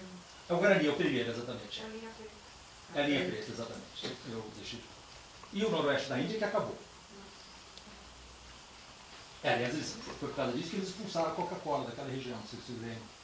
A grande guerra civil que houve lá, que a Coca-Cola acabou saindo dali. Mais da metade dos 37 maiores aquíferos do mundo declinam. O aquífero é uma coisa muito diferente, porque você não vê que ele está declinando. Você só percebe que ele está declinando no momento que ele acabou, diferente do nível de uma represa. Em 2040, mais da metade da população do mundo sofrerá estresse hídrico alto, ou seja, ela vai usar 40% a 80% dos seus recursos anuais, ou extremamente alto, ou seja, mais de 80% vai ser usado, sobretudo nesses países: China, Índia, Bangladesh, Estados Unidos, Peru, Austrália, Mediterrâneo, países do Mediterrâneo, os países do Oriente Médio e Ásia Central. Ou seja, mais da metade da população do mundo. No caso do Brasil, em 2011 e em 2040, vejam a diferença, o contraste entre essas duas coisas. Ou seja, alastramento das áreas com risco de secas no Brasil. Né? Isso foi uma pesquisa publicada pela FAPESP em 2016. Incêndios mais devastadores. Isso é um incêndio na floresta amazônica. E vocês veem no estado do Amazonas como as coisas estão ocorrendo. Isso são dados do INPE. Né? Focos de incêndio no estado do Amazonas de 98 a 2015. 2015 foi o recorde de incêndios nos 17 anos de monitoramento do estado. Com saltos muito grandes em 2013 e 2015. Percebem que é uma escada muito íngreme.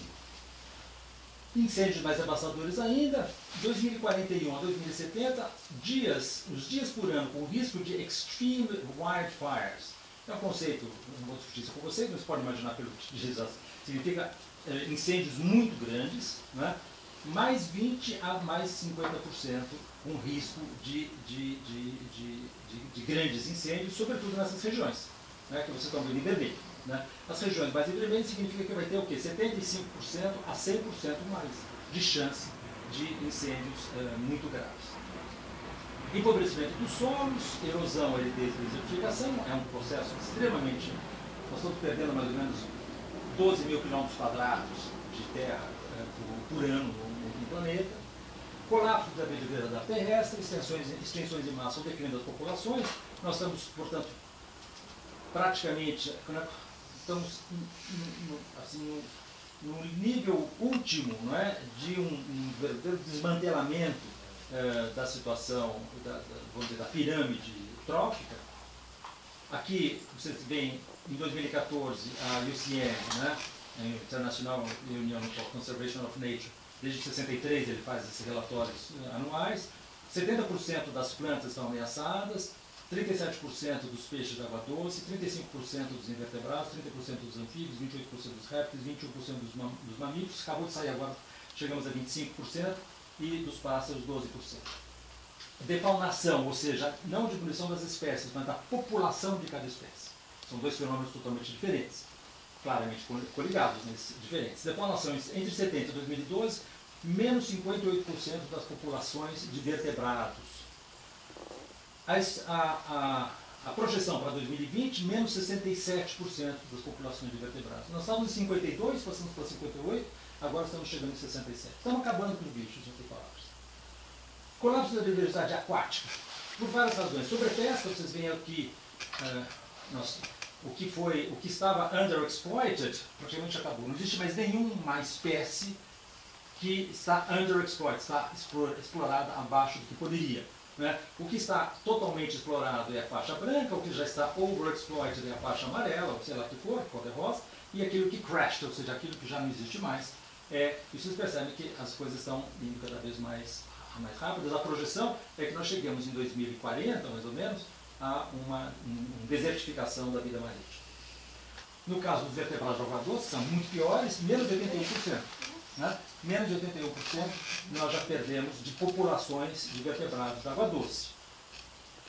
Ainda sobre o colapso da biodiversidade asiática, uma das questões mais importantes são o quê? É a acidificação do oceano. Porque conforme o oceano vai ficando mais acídico, mais ácido, menos os animais, as espécies que têm esqueletos externos, as conchas, as osas, etc., mais dificuldade elas têm de fazer os seus esqueletos externos.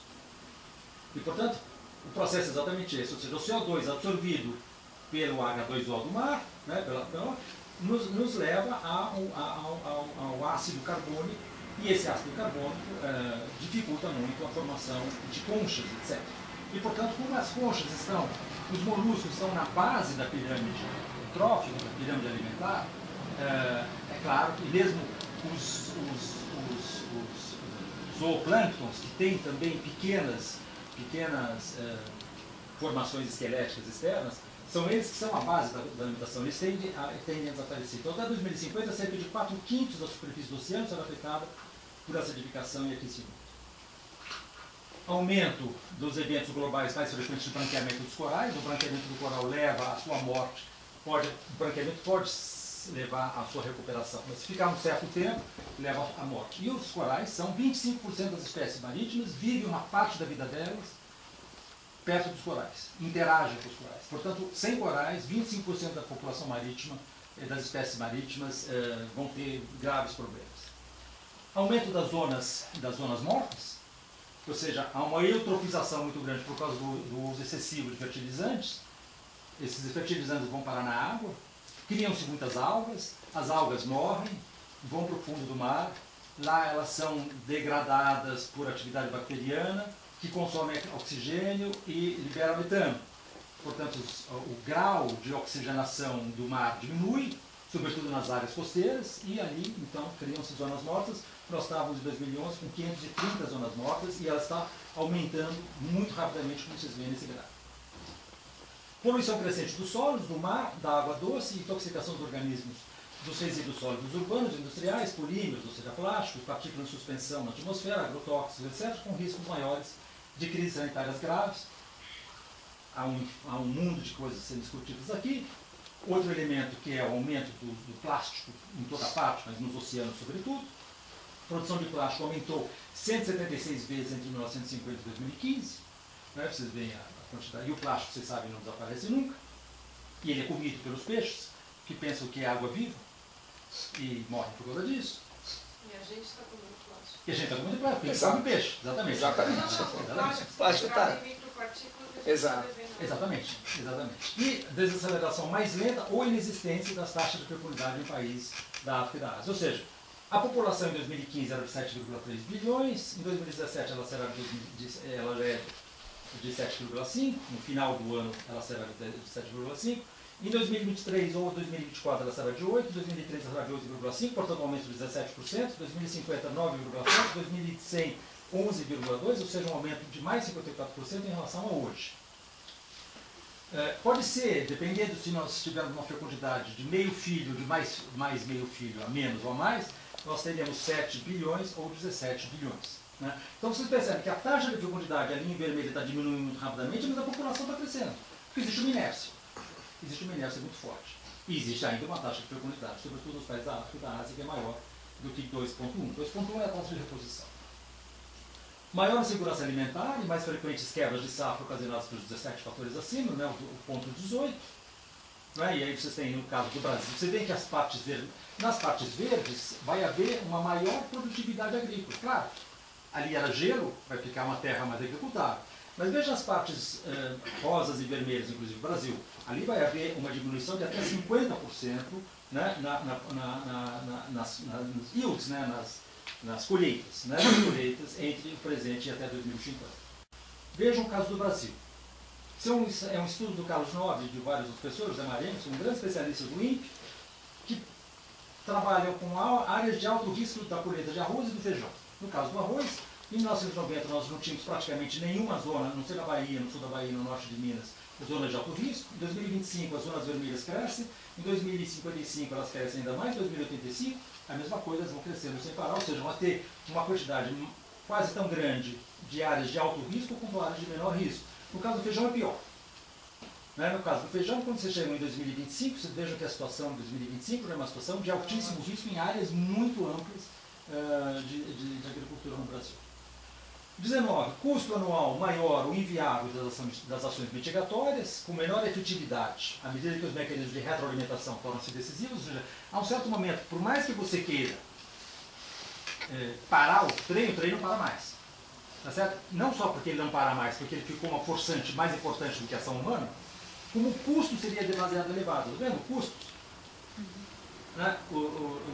As estimações, ou as mais altas e mais baixas, no caso, elas crescem profundamente, muito fortemente, né, de um período para outro.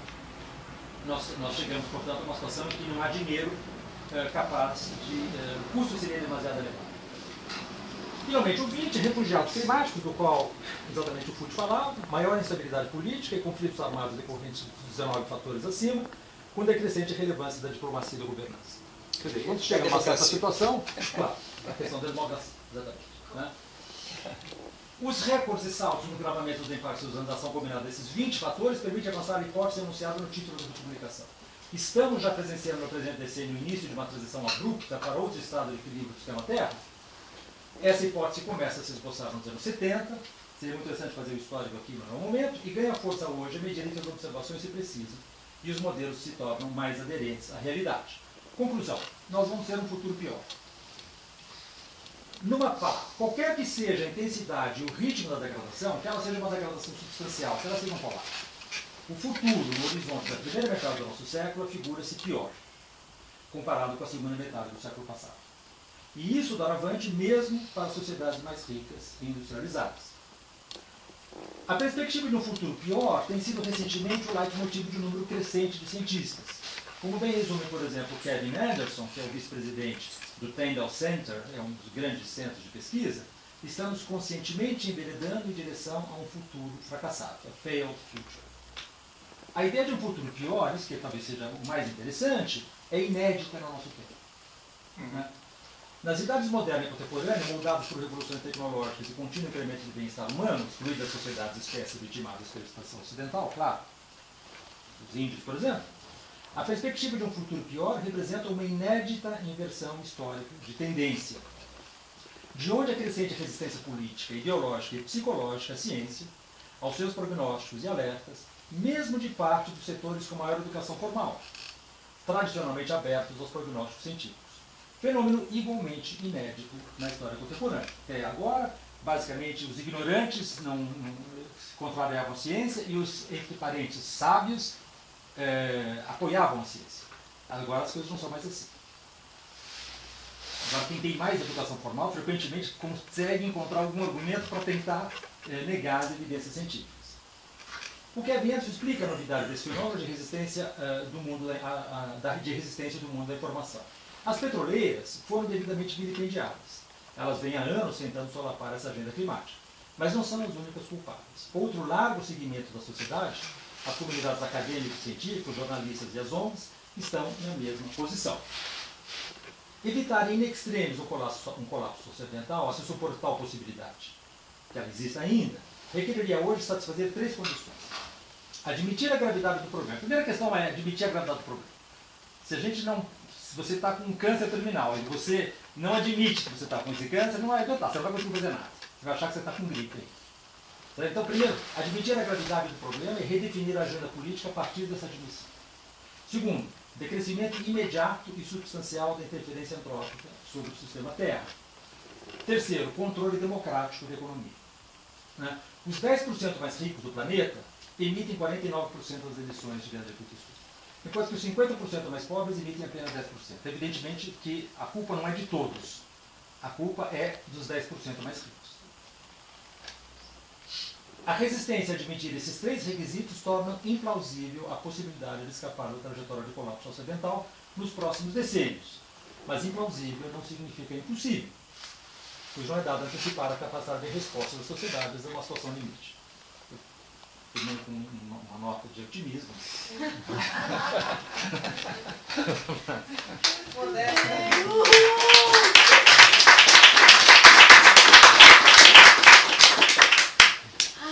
Olha, o ser humano é uma praga. Está sendo... Mas até a definição de praga mesmo, né? A humanidade cresce, então palavras certo do que Eles viram que a questão da expulsão é light, né? Perto desse Nada pior. Mas a parte relativamente. É um detalhe, né? É uma das consequências. É um componente. É uma situação...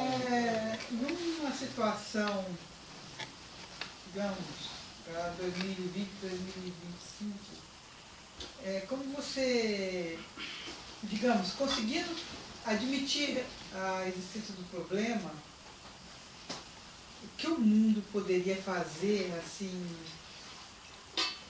para diminuir esse impacto? Porque não tem como reverter, mas podemos fazer de alguma maneira, fazer minorá-lo, não? Minorá-lo.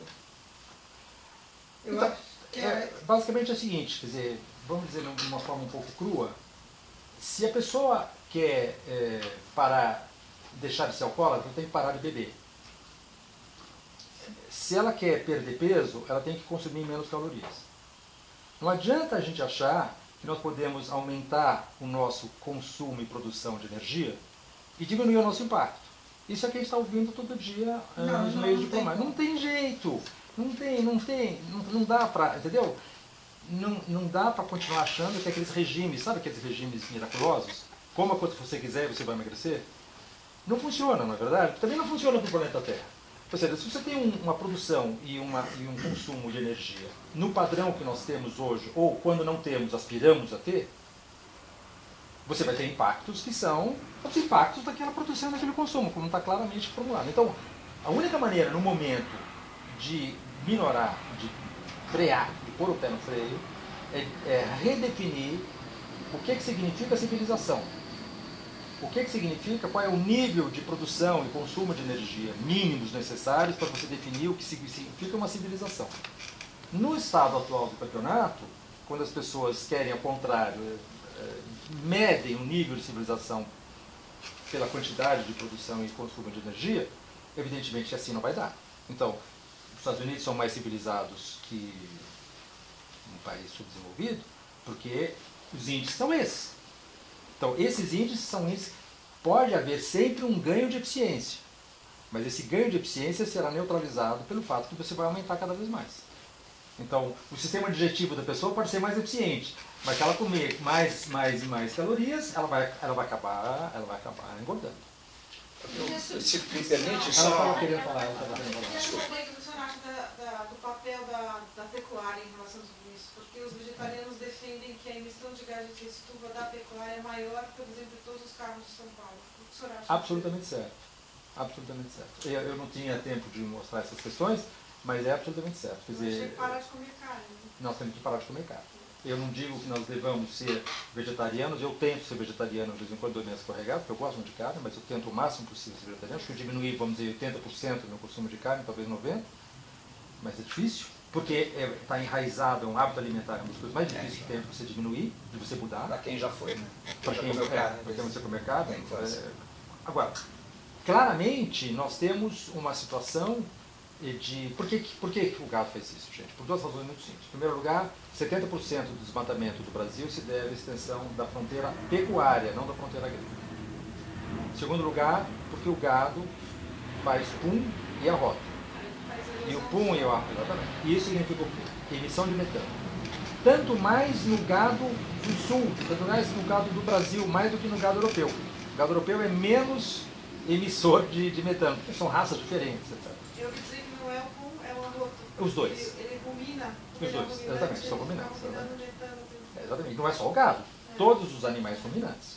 Né? Todos os animais ruminantes. Nós também, de resto, mesmo que não, o nosso pum, nós somos 7 bilhões de pessoas a fazer pum, só que no nível do gado é muito mais. Tá certo? É muito mais.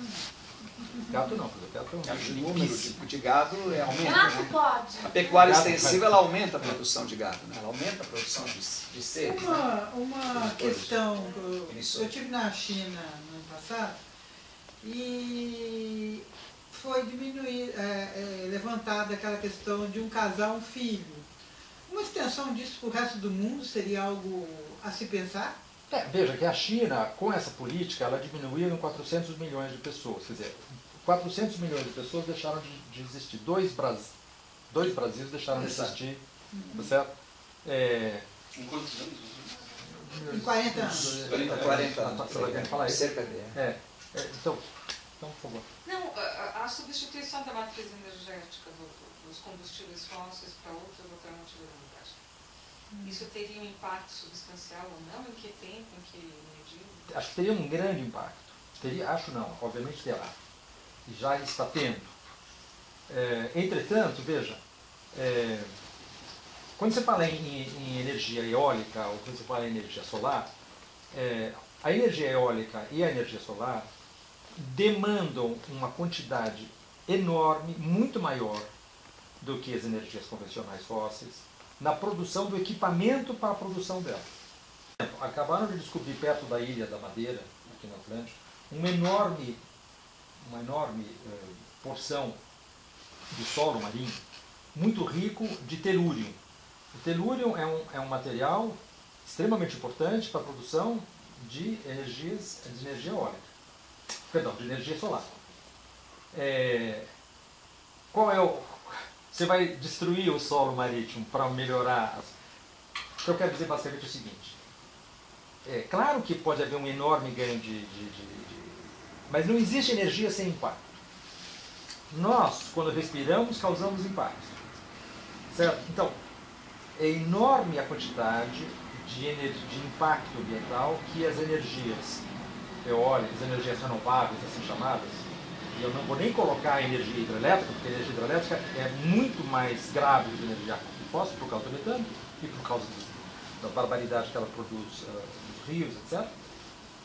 Então, sim, é necessário transitar para energias não fósseis, óbvio, mas achar que nós podemos manter o mesmo nível de produção e consumo só mudando a matriz energética é se auto-enganar. Nós vamos ter que diminuir essa produção e esse consumo de energia. Eu queria voltar para a questão da ideologia do progresso, né, que eu lançava como questão no final da minha fala. Acho que esse é talvez um grande desafio para a chamada civilização industrial, ocidental, etc., né, capitalista, etc., que se consolidou ao longo desses últimos séculos, né? Inicialmente nessa parte ocidental do planeta, depois já expandida para todo o resto. Eu acho que é isso, quer dizer, a ideia de que é possível sempre buscar nas tecnologias, né, soluções que possam superar, vamos dizer, os grandes impasses dessa situação de colapso, né, na qual, segundo consta, nós já estamos dentro dela, né? Então eu acho que essa questão é difícil, porque ela passa por crenças, por ideologias que estão muito arraigadas, né, que são, mais das vezes, até inconscientes, né, e passa também por políticas, né, por políticas e por interesses de grandes corporações e por políticas de estados, etc., que de alguma maneira tentam protelar, tentam adiar, tentam diminuir, porque tem interesses, evidentemente, concretos, né, poderosos envolvidos. No caso do Trump é mais didático. Trump foi... Pois não. Tem uma ideia de que para a economia é mais vantajoso deixar entrar em colapso, porque as coisas vão ficar mais caras. Menos água, dá para valorizar mais o preço da água. O ano que vem vai haver uma reunião em março, em Brasília, ao 8º Congresso Internacional da Água, onde exatamente a coisa é um feirão, né? Vem a Nestlé, a Coca-Cola, etc., etc., para trabalhar políticas de privatização. Então, os processos de privatização, claro, você não privatiza o ar porque o ar aparentemente é abundante, não sei, a qualidade não é muito boa, mas ele é abundante. A água não, a água você começa a poder privatizar. E aí há um debate muito forte entre a ideia de água como um direito fundamental a água como uma commodity. Né? E evidentemente que isso vai ser um grande embate. No Brasil, no fundo, porque se você pensar o seguinte, por que a China, que é um território maior que o Brasil, importa soja? Por uma razão óbvia. Porque a China não tem água. Então, quando estamos exportando soja, nós estamos exportando água. É isso que nós estamos exportando. A China, até 96, de resto, tinha uma política clara de autossuficiência na soja. E a partir de 96, você vê claramente a curva violenta da importação de soja pela China, dos Estados Unidos, do Brasil e da Argentina, e agora do Paraguai também. Então, por quê? Porque em 96 eles percebem que eles não vão ter água. A soja, embora demande muito menos água que a carne, muito menos, ainda assim, dos vegetais é uma das que mais demanda. Então, é claro que... E a soja serve para quê na China? As pessoas comem soja? Não, eles comem porco. Eles comem porco. Eles dão a soja para o porco e comem o porco. Então, é claramente uma questão... O carnivorismo é um fenômeno muito recente na civilização global, o carnivorismo. Quer dizer, os gregos, quando comiam carne, eles comiam uma vez por ano nas Panateneias, eles faziam uma hecatombe, chamava hecatombe, eles sacrificavam 100 bois e todo mundo comia. Mas era isso. Houve um aumento de 16 vezes no consumo da carne entre 1961 e 1962 e 2001 na China. Quer dizer, onde o cara comia uma vez, ele passou a comer 16. No Brasil houve uma triplicação. Na Itália houve uma triplicação. Então você chega em países como a Dinamarca, que os caras já comem tanta carne que não aumenta mais o consumo da carne. Que eles comem uma quantidade brutal de carne. A Dinamarca é o país que mais come carne. Mas existe uma demanda reprimida de carne porque a carne está associada a progresso, a poder de consumo, a bem-estar, etc, etc. Então há ainda uma enorme projeção de consumo de carne maior, a menos que haja uma mutação cultural muito forte, que as pessoas começam a perceber que a carne... Existem vários elementos, existe a questão... Há uma evolução, eu acho, embora lenta, mas acho que existe uma evolução da questão da compaixão em relação ao animal. Direitos animais? Direitos animais, a ideia do animal como um sujeito de direitos. Está começando a... Sabe, vai devagar. O problema nosso não é que não vai haver progresso.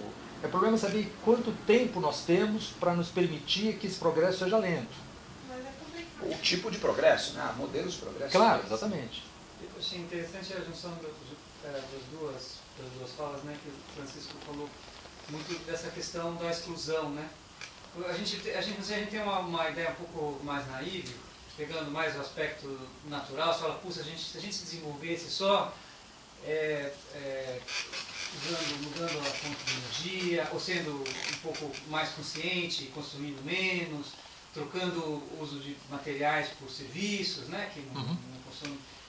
Isso, com esse pequeno esforço a gente conseguiria salvar a Terra.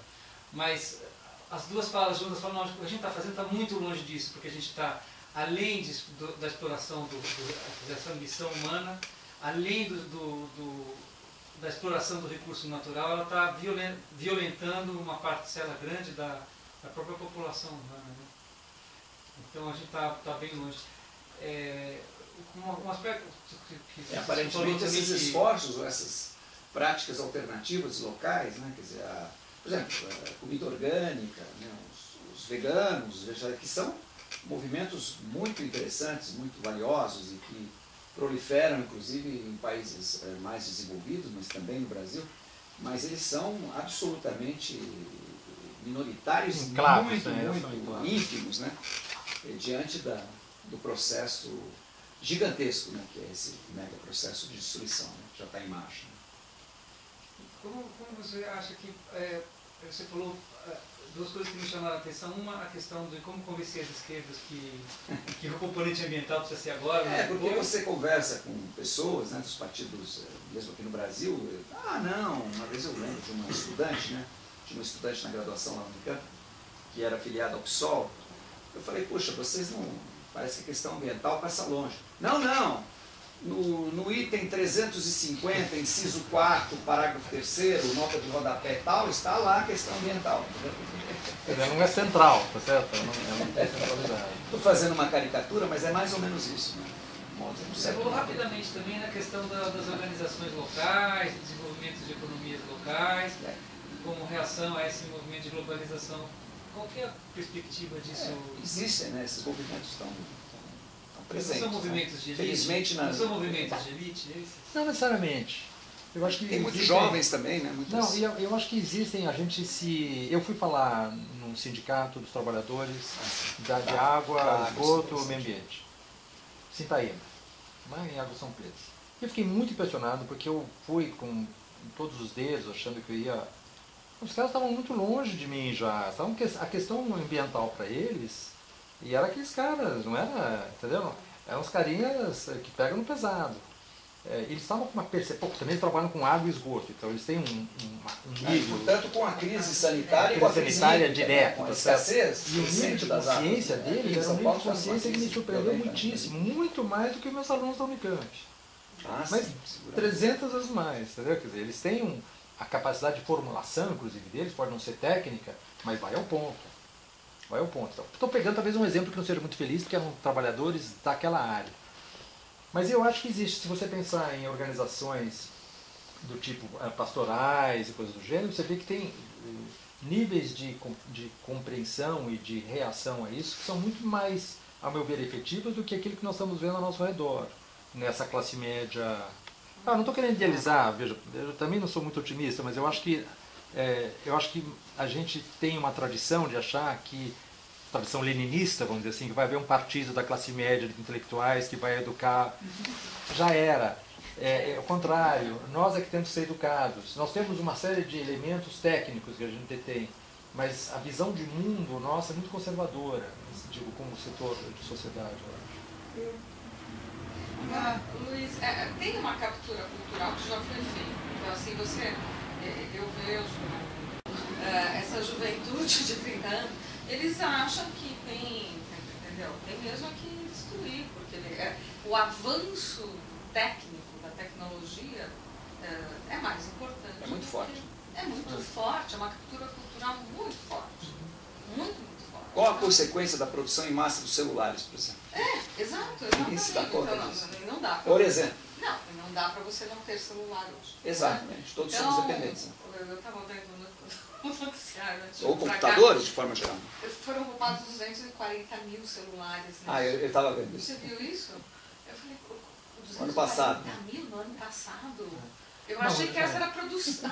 Já existe mais celular do que pessoas, gente. São 2 ou 3 para cada pessoa. Então, assim, é muito doido, porque eu ia perguntar para a Dani se tem Rivotril na mesa, porque depois do que vocês falarem, né, é um desespero total. Um monte de gente depressiva. Não é? Já basta golpe, um ano de golpe, agora já foi depressão suficiente. Então, assim, é uma angústia muito grande. Resistir. Como é que vocês veem isso se organizando, sendo aplicado na prática? Por exemplo, só um parênteses bem rapidinho, eu não quero tomar a fala de vocês, mas você falou das dicotomias, né, que você trouxe das máscaras. Outro dia uma amiga minha, eu falei não sei o que, a burguesia, ela falou, mas peraí, Diana, quando você fala burguesia, a quem você se refere? Aos detentores dos meios de produção. Ela falou, não, por quê? Você é da burguesia? Eu falei, não, eu não sou desempregada. Estou procurando emprego. Inclusive. Não, você tem um carro legal e um apartamento legal. Você é da burguesia. Então, assim, voltando na questão da captura cultural, né? Como é que você traz essa massa, sem se desesperar, né? Porque senão, de classe média, como é que você traz essas pessoas para essa conscientização? Olha, eu acho que a resposta é essa aqui, é uma situação limite. Diante de uma situação limite, nós não estamos nela ainda. Amanhã vai nascer o sol igualzinho hoje. A gente vai abrir a torneira, vai ter água. Portanto, nós não estamos numa situação limite. Pode acontecer de tudo. É muito raro que nós possamos, é impossível prever o que vai acontecer. O que é possível prever, a meu ver, é que a situação vai ser pior. Eu nem sei te dizer quão pior ela vai ser. Ela vai ser pior. Essa ideia do futuro pior, né? O futuro pior. Veja bem, isso é colocado por cientistas, né? Por cientistas, vamos dizer, hard science, né? Os cientistas duros, cientistas da natureza. Não é colocado por um sociólogo de esquerda, nem por um historiador de arte, né? e teve sempre perspectivas progressistas. Isso é colocado por cientistas hard science. Então, quer dizer, é curioso, hoje são mais atentos também para essa questão do que os cientistas humanos, não é verdade? Muito mais. Muito mais. Toda vez que a humanidade chegou em pontos de ruptura, tá? Seja por questões sociais, por questões ambientais, nós nunca chegamos ainda, ou por questões econômicas, nós partimos para a guerra mundial. Tá? Não, eu nunca vi termos ruptura, não tem isso na história do mundo. Olha, tá? Em escala global, e conseguimos fazer alguma coisa sem partir para uma devastação, digamos, na humanidade. Eu acho que a maneira de equilibrar. A maneira síria. Hã? A maneira síria. Na realidade, a maneira Hitler. A gente não pode dizer que a gente não sabe? Você não pode dizer que... Eu acho que a gente não pode dizer que a gente não está vivendo isso. Está vivendo de uma maneira diferente, mas existe uma guerra global. Claro. Né? Existem guerras ou guerras? A Universidade de Michigan. Está cheio de... A Universidade de Michigan Nunca deixou tem de ter. Há um muitas site, décadas. se você quiser, até agora não tenho de cabeça, que mede a quantidade de guerras existentes em cada momento. Exato. Eu já vi esse a linha é ascendente. Hoje nós temos mais guerras. E se você segmenta por 5 anos, você percebe que nenhum dos 5 anos sucessivos, desde 1945, teve menos guerras do que no quinquênio anterior. Então, claro que existe um processo de proliferação endêmica de guerras. Eu diria que esse processo entra também no rol, ou poderia entrar, da grande aceleração. Né? Claro, exatamente. Claro. As grandes acelerações. Um processo de guerra também. É um processo de equilíbrio. Você pode dizer se violento, mas de equilíbrio. Existe isso ou não. A impressão que eu tenho é que no Brasil a gente vive um desperdício, assim, um desperdício violento, né? Tem uma cultura de desperdício que eu não sinto na Europa. Eu sinto na Europa uma coisa muito mais controlada. E aí tem um atraso brasileiro em administração do lixo, saneamento básico. Saneamento básico é terrível. As energias renováveis que estão completamente atrasadas, quer dizer, energia solar, que é uma coisa que aqui podia ser bem desenvolvida, está muito atrasada. Saneamento básico, o Brasil é dos piores do mundo. Né? Tem alguns países na África lá que estão piores que a gente, mas não são muitos. Então, saneamento básico, 42% da população do Brasil tem água tratada. Quer dizer, 58% não tem. Isso é nível africano. Então, o nível de perda de água no encanamento é brutal, 50%. O que é estúpido, porque essa Vesp, primeiro do Estado de São Paulo, é uma empresa privada, portanto ela está jogando fora mercadoria, reciclagem de lixo, mas eu acho que faz parte de um quadro geral do subdesenvolvimento no Brasil. Quer dizer, o que caracterizou muito, agora uma posição muito pessoal minha, o que caracterizou muito, eu acho que o Lula teve, não é por opinião, isso não é uma evidência, o Lula teve uma capacidade muito grande de incorporar as camadas mais pobres da população no mercado, como se chama, a famosa inclusão, etc, etc, é verdade. Porém, no que se refere a critérios que, a meu ver, são mais efetivos de inclusão, por exemplo, tratamento de água, infraestrutura sanitária, reciclagem de lixo, etc, etc, o Brasil patinou completamente, mesmo nos anos de inclusão social. Da inclusão social à maneira do Lula. Então, melhor a maneira do Lula do que nenhuma, não é? Mesmo de educação básica, educação básica também, tá certo? Então, quer dizer, gravíssimo, então, o déficit. Acho que sim, quer dizer, no caso da Europa, claro, é muito grave, menos grave do que no Brasil. Entretanto, o que entretanto, o que parece claro é o seguinte, que os esforços na Europa agora diminuíram muito. Quer dizer, eles chegaram num nível de aprimoramento, de ganho de eficiência, e não evolui mais, porque a partir de um certo momento você precisa investir muito e não ter mais lucro. E numa sociedade como a europeia, com o desmantelamento do Estado, o que era possível fazer do ponto de vista gerencial foi feito. Mas o passo seguinte, que seria crucial, que é passar do gerencial para o investimento prioritário, aí eles não fazem mais. E, portanto, está vendo? E, portanto, está havendo uma regressão porque a situação piora. Mas tem uma consciência do indivíduo muito maior. Sim.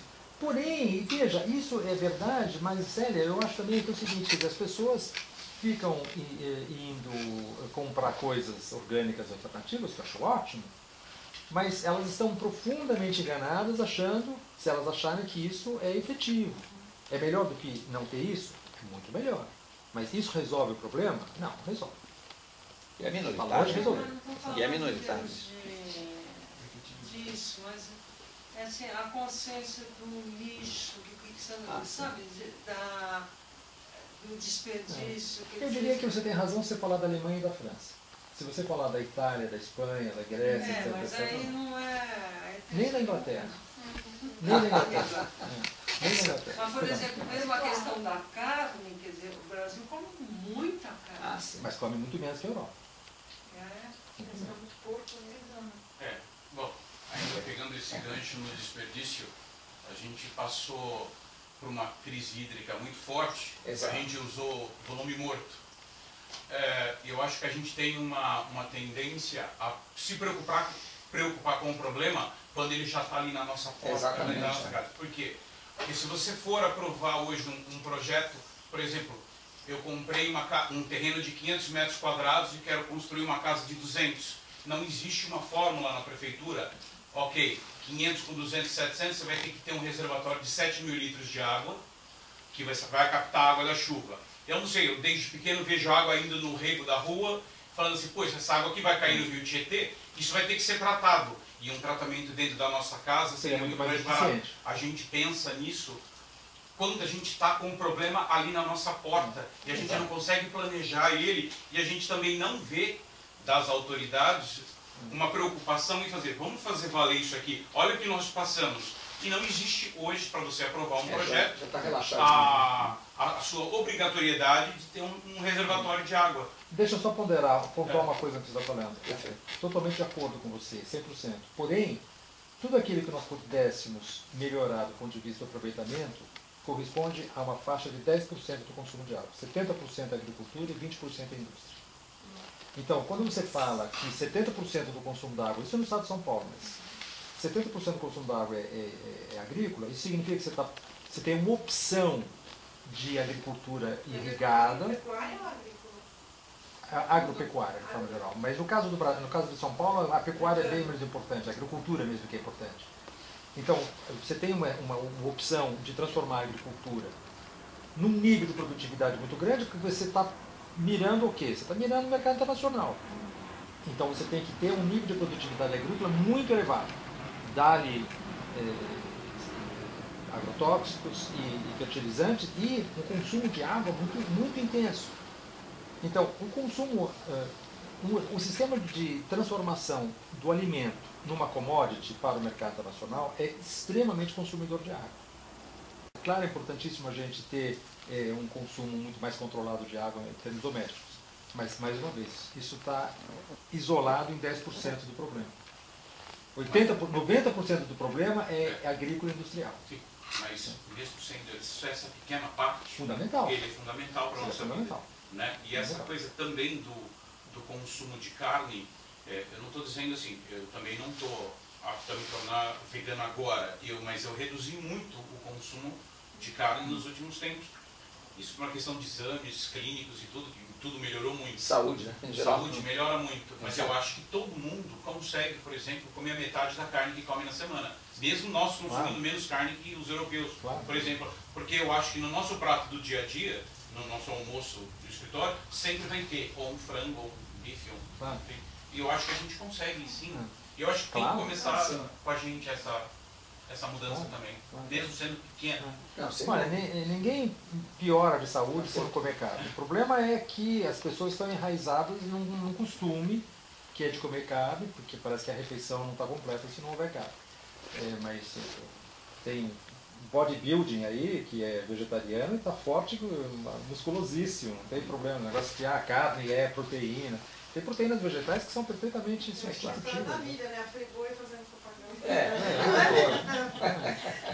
O tempo todo. A Acho que a Daniela talvez esteja preocupada, que são 10h20. Né? Mas agora eu acho que deu, gente. Vocês também devem estar cansados. Mas foi ótimo. Muito bem. Obrigado, viu? Obrigado.